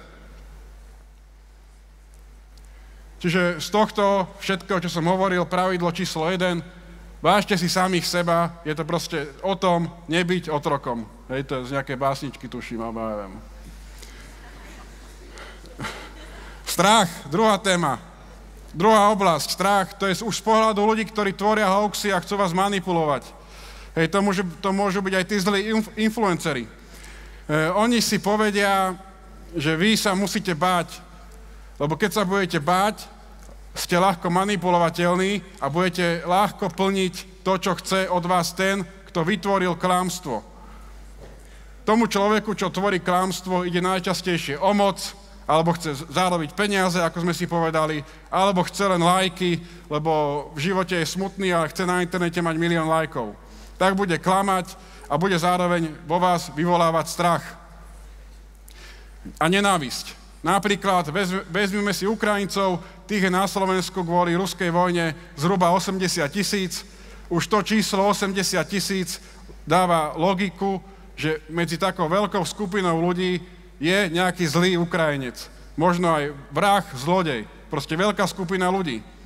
A ľudia, ktorí šíria falošné správy a chcú rozsievať strach, tak oni čakajú na to, keď nejaký Ukrajinec zlý spraví niečo zlé a potom vám budú hovoriť, nenávidte ich, neznášajte ich. A vy budete počúvať takýchto ľudí, budete klikať, komentovať, zdieľať a takíto ľudia budú vďaka vám populárni. Keď sa stretnete s takýmto niečo, tak povedzte tomu človeku, čo vám to sa snaží nahovoriť a nám niekto hovorí, že sme národ vrahov. Však si vygooglite kriminálne prípady Slovenska, na Wikipédii je zoznam doživotne odsúdených slovenských vrahov. Jeden smutne známy, nebudem ho tu menovať zbytočne, on zavraždil po Európe 7 ľudí. A stáva sa vám, že keď idete mimo Slovenska, že vám niekto nadáva, že ste príslušníčka národu vrahov kvôli tomuto človeku? No nie. Takže aj vy to aplikujete na to, keď budete čeliť takýmto správam, aby vo vás vyvolávali nenávisť, strach kvôli zlyhaniu jednotlivca, ktorý nie je Slovák, je napríklad Ukrajinec, Róm alebo člen akejkoľvek skupiny. Vždy treba vedieť odsúdiť toho jedného, ale nie celú skupinu. Z toho vyplýva, nešírte nenávisť. Ideme na príklady nejakých hoaxov ďalších, ale konkrétnych, mám tu nejaké screenshoty, 3. Otázka na vás. Je rok 1950, ste v československej vláde, úroda v Československu je zlá. Na koho to zválite? Na koho? Američanov, výborne, presne tak. Američania v roku 1950 z lietadiel zhadzovali chrobáky, ktoré požierali tú najlepšiu československú pôdu na svete. V tom čase bolo iba rádio, noviny a všetky tie československé noviny za 10 dní vydali viac ako 700 článkov. Autor rozprávky Ferdo Mravec nakreslil komiks, ako to je pravda. Vaši rovesníci sa predbiehali v tom, kto zozbiera najviac chrobákov na poli, nosili to na úrady a štát zriadil štátnu komisiu pre preskúmanie útoku imperialistického chrobáka. To sa reálne stalo a tí chudáci naši predkovia Čechoslováci nemali Facebook, ani telku nemali ešte vtedy. Tak buď verili, alebo si to nevšímali.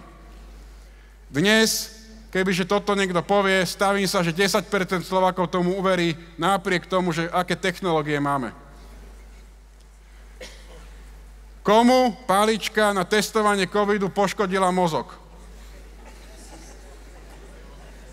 Vždy sa prihlásia nejakí chalani, smejú sa v triedách, ale to hovorím, že to nie je to poškodenie, ale to sa volá puberta. Poškodila palička mozog, zaviedla covid, zaviedla čip. Šírilo sa to ako fakt a vieme, aká je pravda po rokoch.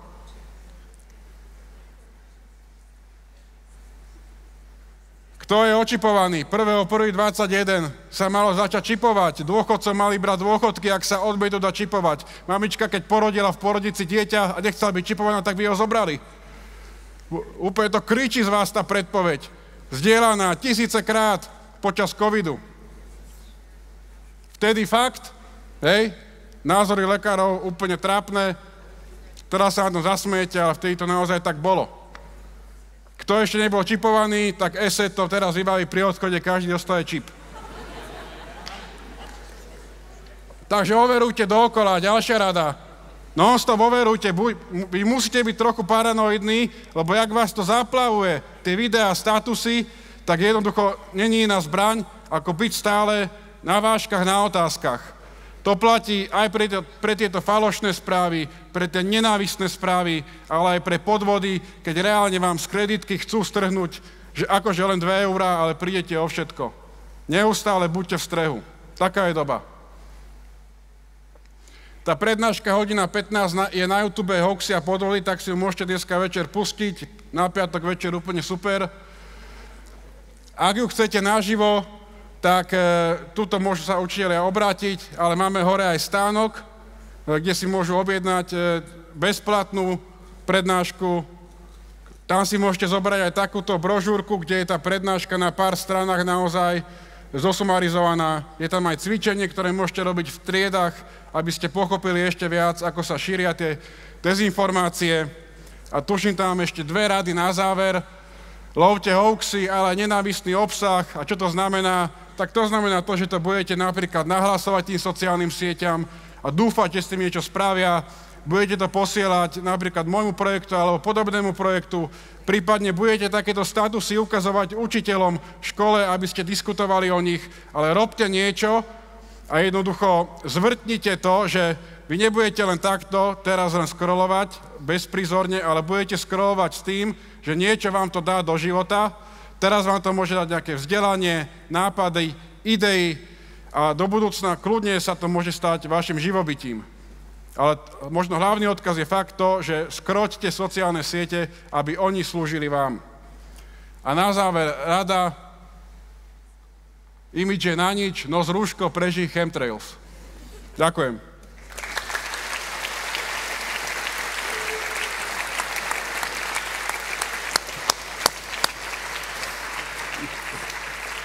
Komu sa páčila prednáška? Nech sa páči. No, väčší bordel, poďte na to. Komu sa páčila prednáška? Ďakujem pekne, ďakujem. To si to podľa mňa zaslúži, akože výbornou formou podané veľmi dôležité veci. Ďakujeme za to. Ja mám možno ale jednu rýchlu otázku, že ty si rozprával o tom, ako máme pozorovať chyby myslenia ostatných, ktoré sa nám snažia tlačiť do hlavy. Čo sa stane, keď už niečo také máme v hlave? Že ako mám spochybniť veci, ktoré ja mám v hlave, tak aby som si tam zase nenarobil totálny neporiadok? Aký máš tip? Tak treba si vytvoriť takého imaginárneho kamaráta, ktorý sa budeš rozprávať a nebudeš nikdy sám. Tak nie, ale jednoducho paranoja, jednoducho stále, že je to pravda, je to fakt, tieto otázky si opakovať, lebo tí ľudia, ktorí to vypúšťajú von, vedia, že sme tak zahltení, že nie je to o tom, že keď boli len noviny, že občas si prečítal noviny, teraz je to non-stop, čiže neustále si pýtať, klásť otázky vo svojej hlave.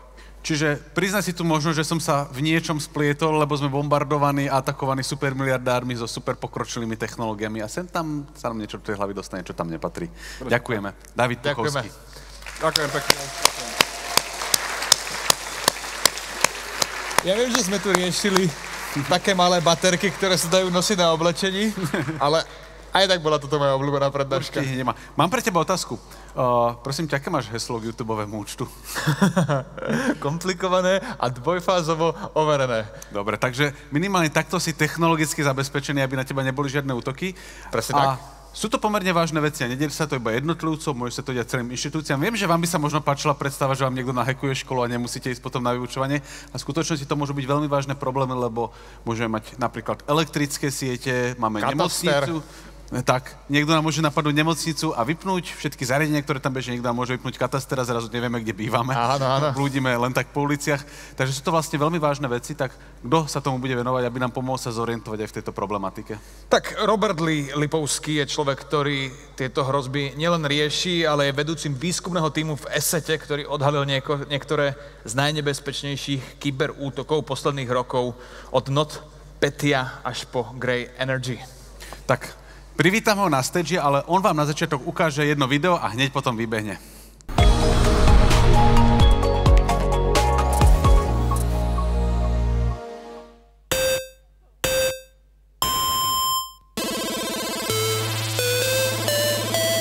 In times when computers were still young, the users roamed free, navigating through the vast unknown without any threats. But soon, an unknown danger appeared on the horizon. An evil that the elders began to call the virus. It was in the year 87 of the second millennium when a hero was born. A true fighter ready to defend every user out there. Yeah, it was us. The ESET company, which is safeguarding the computer and online space ever since, ever evolving and adjusting to counter any new threat. Because what started with the first virus called the brain never stopped, and neither did we. Be sure we are vigilant and always ready. My name is Robert Lipovský, and I'm a principal threat intelligence researcher. ESET researchers helped combat some of the most sophisticated cyber threats ever encountered. We discovered the industry attacks that tried to cut the power for millions of people. Later, when the WannaCry epidemic was wreaking havoc around the world, ESET users were only reading about it from the news. They weren't affected since our software was proactively blocking the way it was spreading. ESET was the first to add a UEFI scanner to its product in 2017. Thanks to this feature, we discovered the first UEFI rootkit in the wild called LoJax. We also discovered Crook, a vulnerability in Wi-Fi chips that affected over 1 billion mobile and IoT devices. We reported it so that chip manufacturers and vendors could fix it and prevent breaches of user privacy. We've been here from the beginning, protecting businesses and communities, always prepared, always resilient. Hi, my name is Juraj Janošik. I'm the Director of Artificial Intelligence at ESET.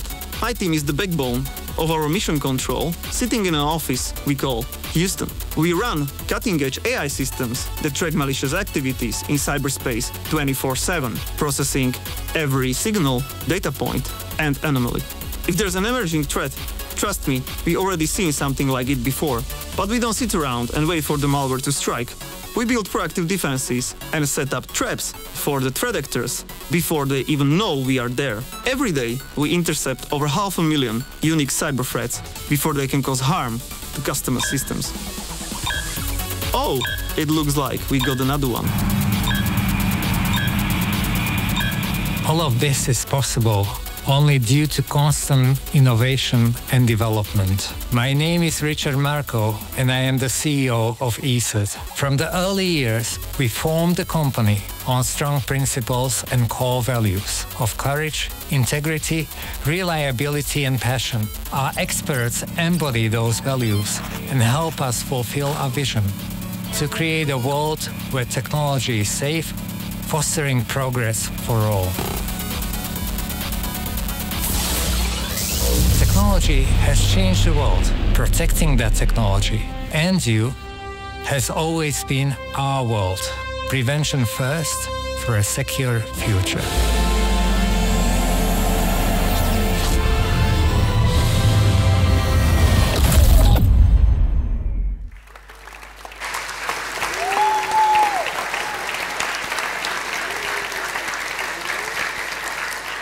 Thank you. It's a pleasure to be the final presentation of our program today. So I'm going to spend a couple of minutes following up on that video and going into a little bit more detail on some of the most notable discoveries that we've had in our virus lab, as we like to call that Houston room that you've seen in the video. I won't do an academic overview, so I won't bore you with definitions of what is a virus, what is a rootkit, what is a backdoor, what is a Trojan horse, and so on. You can look all of that online. Instead, I've chosen a couple of interesting examples, and I'll split the presentation into two distinct groups, categories, let's call them, of threats, which are used by different types of attackers, different hacker groups, for different motivations, for different purposes.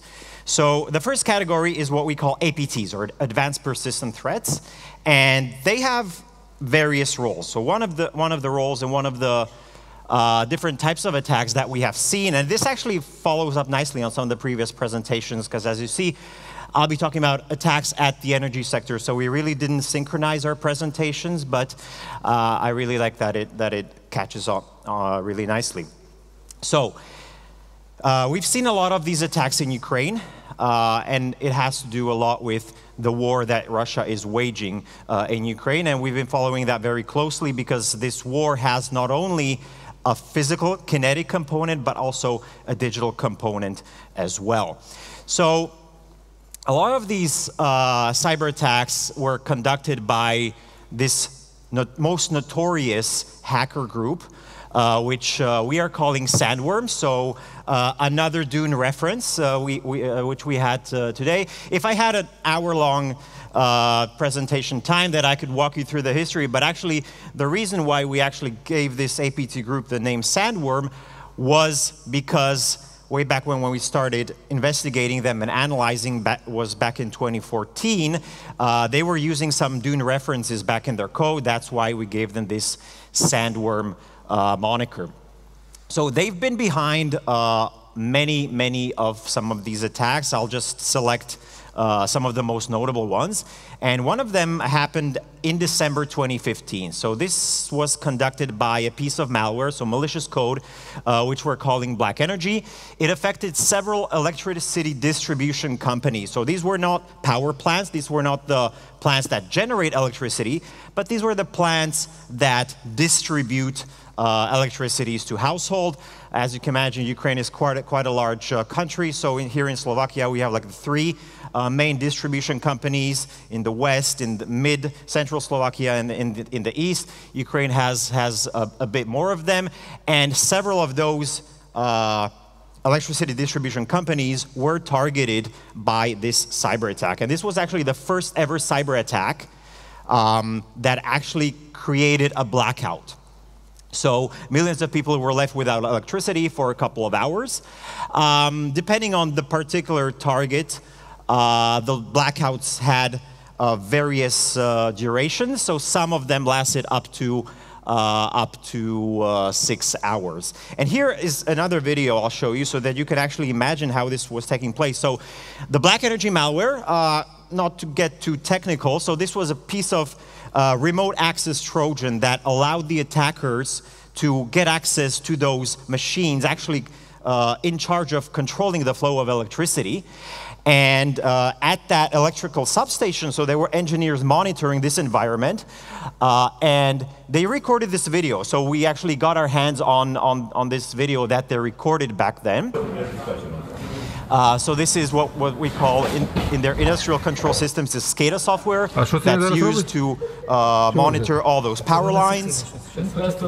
And the point why I'm showing you this video will actually come in just a minute. So someone on that computer is clicking through all these buttons, all these switches, trying to fiddle with them, and they back up and show that, look, nobody is touching the mouse or the keyboard because these are the hackers remotely connecting to that machine and trying to use the fancy word, de-energize that substation, realistically to create that blackout that actually happened. So those were attacks against what we call critical infrastructure. Critical infrastructure, of course, is the power grid, but also various other critical industries have been the targets over the years. But these sophisticated hackers also go after regular businesses and to do various goals, espionage, disruption, and so on. And this other notable attack was orchestrated using malware that we called NotPetya.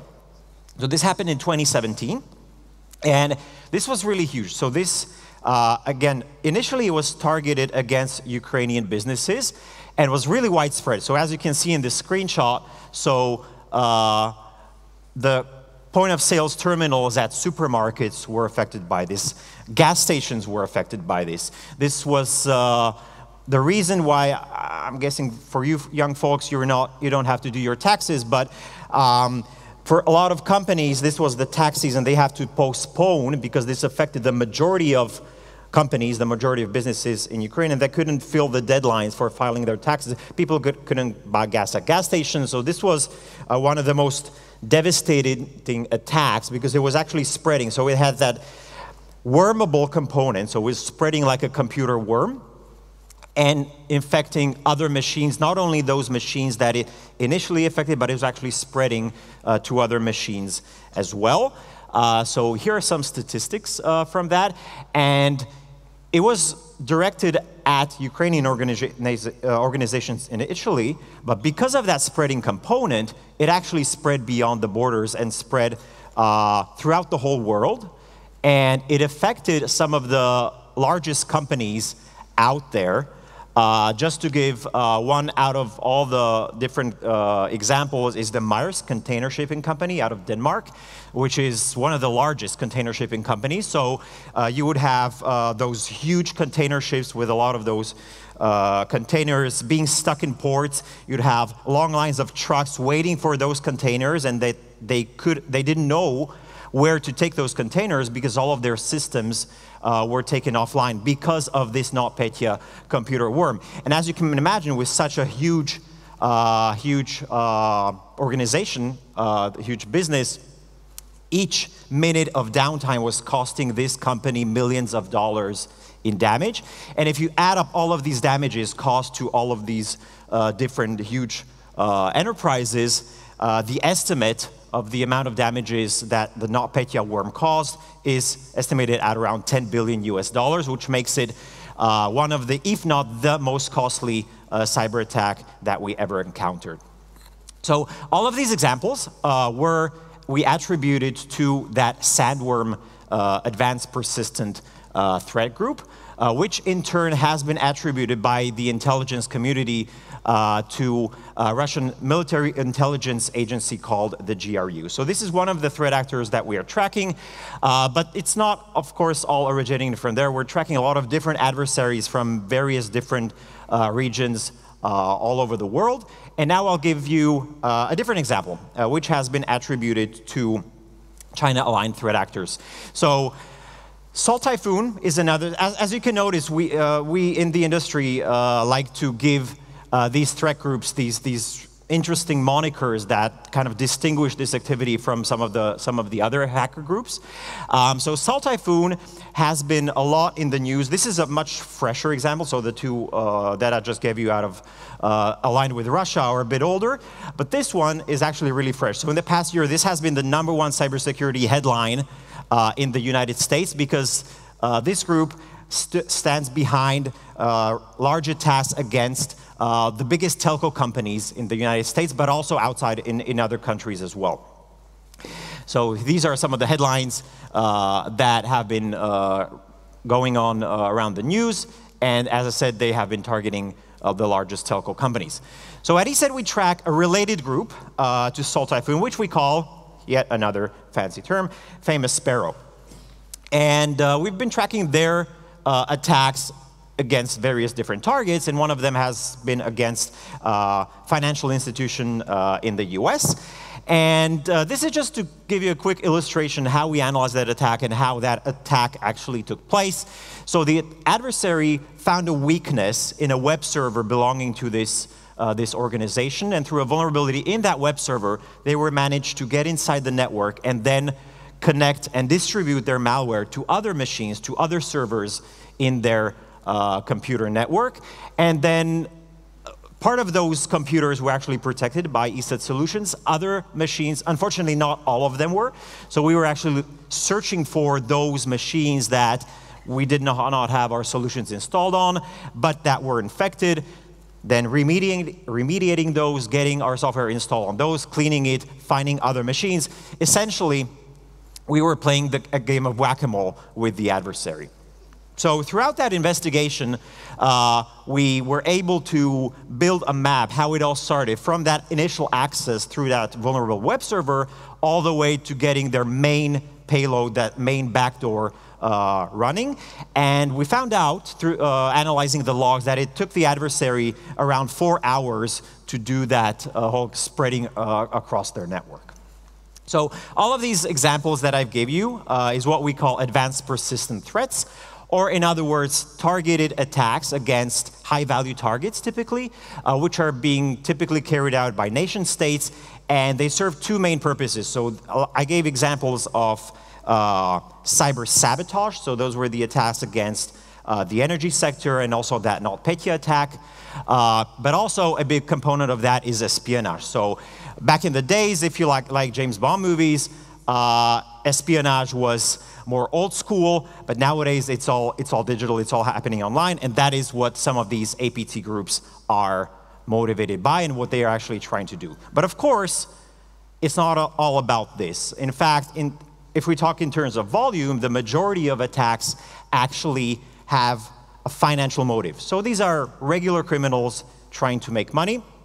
And to give probably the most notable example, which has been the most notable category of threats, which is ransomware, which I think every one of you probably heard about. So this is a type of malware and cyber crime where it tries to infect your computer, restrict your access to it, encrypt your files, and then demand a ransom for that. And we do research around this, and we also like to analyze how these threats evolve over time, and we really have seen a notable evolution of this. So it started way back before the 2010s, actually, but in the 2010s, it looked kind of like this. So you got a malicious email, it encrypted your data, then you got a ransom. The actual ransom notes differed. There were various different motives. Some of the attackers were quite creative, probably not the best graphic skills being employed here. We've also seen some localized versions. So this is one of the older examples that we've seen being distributed in Slovakia. But slowly, gradually, they were actually improving their techniques. So even this example, it tried to get access to your web camera. So in that, it would show you your photo, it would show you your IP address, and this was all to have that scare factor to convince you, okay, we are going after it and you have to pay this ransom, otherwise using this social engineering scare tactic. So over the years, and actually in the past couple of years, the ransomware scene really has professionalized and really evolved from what we've seen back then. Back then, the ransoms typically were in the numbers of a couple hundred euros or dollars, whatever. Back then, typically being paid by various payment cards to get the attacker's anonymity. Nowadays, they're requesting the ransoms in various cryptocurrencies. They're really matured in their attacks. And another theme that we've noticed is that they're using multiple levels of extortion. Because if you think about it, okay, so the threat is a ransomware type of malware. But you're tech savvy, you know that you have to protect yourself from this, and you have regular backups, right? So if you have proper backups and you are unfortunate to get hit by a ransomware infection, well, then why would you even think about paying a ransom if you can just, okay, wipe it or disinfect your computer and then restore all of your files which have been encrypted by the ransomware? Well, you just restore them from the backups. Well, the attackers are smart, they notice, which is why they stepped up their game and they are using multiple levels of extortion. So first, before encrypting your files, they would actually steal your files and then threaten the company. So this is typically targeted by companies, against large enterprises, and then threaten them to leak a lot of sensitive information which can have reputational damage. It can have damage legislation because, of course, GDPR and all that legislation. So it's a big problem for the companies. And we've even seen multiple layers of extortion. So we've seen triple extortion, triple doxing, for example. So some of them would even add a level of distributed attacks trying to render their websites inaccessible. Also, a trend that we've observed in this ecosystem is a really professionalized ecosystem. So these ransomware gangs are operating as a service. So they are have various levels of specialization. So one gang is developing the malware, another gang is responsible for the initial access, another gang is responsible for the negotiations. So it's a really mature ecosystem.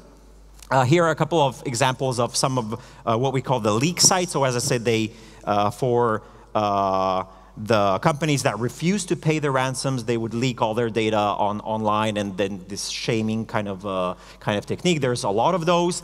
One of the most notorious ransomware gangs of the recent years is known as Lockbit. And to finish off on a positive note, so there was actually a law enforcement action taken against Lockbit, which was called Operation Chrono. So this is a really good example of the cooperation between the private sector and the public sector. Law enforcement agencies across various countries were involved. And at ESET, we track the activity of a lot of these hacker groups, whether it's APTs or ransomware, and then we feed that information to distribution, to takedown activities such as Chronos, as I mentioned, or some of the other ones. And we do a lot of cooperation with law enforcement agencies all around the world, or more broadly at a region level, like Europol, Interpol, or in the US, the FBI, and so on. So it really doesn't pay off to do cybercrime, because the hackers do get caught, and we actually did manage to help prosecute and to help actually with some of the indictments, and some of these criminals ended up in jail because of this. So why am I here? Why am I talking to you all about this?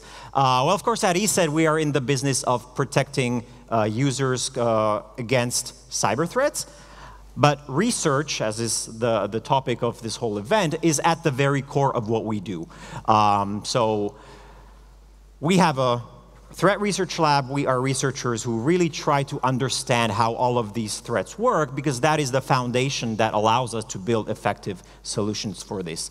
I hope this has been interesting for you. If it sparked your interest, then we actually have collaboration with the universities here in Slovakia, and we have our own university course where we teach the skills necessary to analyze malware and to help do the takedowns, to help disrupt the criminal botnets that I showed you.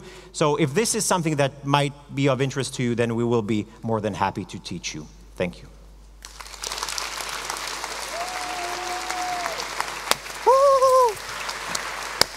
Robert Lipovský, priatelia, naša posledná prednáška. Máš otázku? Yeah, one quick question. Have you ever been hacked? Not that I know of. Okay, maybe. We actually have a really good security team, so we've definitely been targeted, and we've seen a lot of hackers trying to target us. But of course, we take the security really seriously and have robust defenses too. If one of the students will hack you, will you employ them? That is for a longer discussion. It's a really tricky topic. So yeah, we can take that offline. Don't try this challenge. It's also one of the tricky ones. But on that note, we actually do have challenges. We call them Crack Me challenges, and they're actually available on our website. So if you're interested in reverse engineering, and it's really gamified, so capture the flag types of contests, then we have those up, which you can hone your computer analysis skills. Okay, thank you. Thank you so much. Thank you. Môžeme prepnúť do slovenčiny. Vypnite si titulky. Tak ste to s nami zvládli. Dnes sme zistili, že veda nie je len o laboratóriách, ale často je to o tom vedieť sa, pýtať správne otázky, pochybovať čas. Áno, dokázať používať kritické myslenie a rozoznávať jednotlivé veci od manipulácií, od hoaxov, fakty od pravdy a fakty a pravdu od ostatných. Čiže veda nie je na to, aby vám hovorila, čo je pravda, vy ju musíte len tak bez pochyb počúvať. Veda je nástroj, ktorý nám pomáha mýliť sa o svete okolo nás tak málo, ako sa len dá. Takže treba sa ju naučiť používať, aby sme tomuto svetu rozumeli čo najlepšie. Presne tak. A na samotný záver by sme si chceli pozvať na stage ešte raz všetkých našich dnešných speakerov. Nech si spoločne s vami spravíme fotku, aby sme toto mohli ukazovať našim maminám. Takže privítajte veľkým potleskom všetkých ľudí, ktorí vám dnes spravili prezentáciu.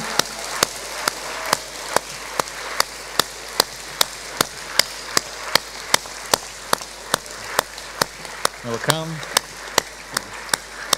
Yeah.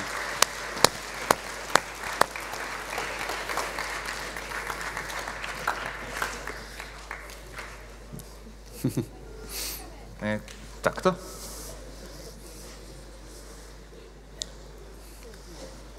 A ja by som si rád dal aj selfie, if we can also selfie with the people. So if you can go here. A pokiaľ môžete zdvihnúť ruky, nech vás je vidieť. Perfect, we have it. One big applause. Thank you so much, ďakujeme krásne. Veľký potlesk aj vám za to, že ste prišli.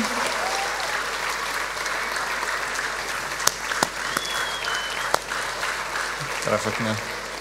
A samozrejme veľký potlesk teda okrem vám, ktorí ste prišli aj nadácii ESET a spoločnosti ESET, vďaka ktorým tu sme a ktorí týchto skvelých ľudí dotiahli na toto miesto a dotiahli vás sem, takže sme všetci pekne pokope. Takže zatleskajme teda aj nadácii ESET a ESETu.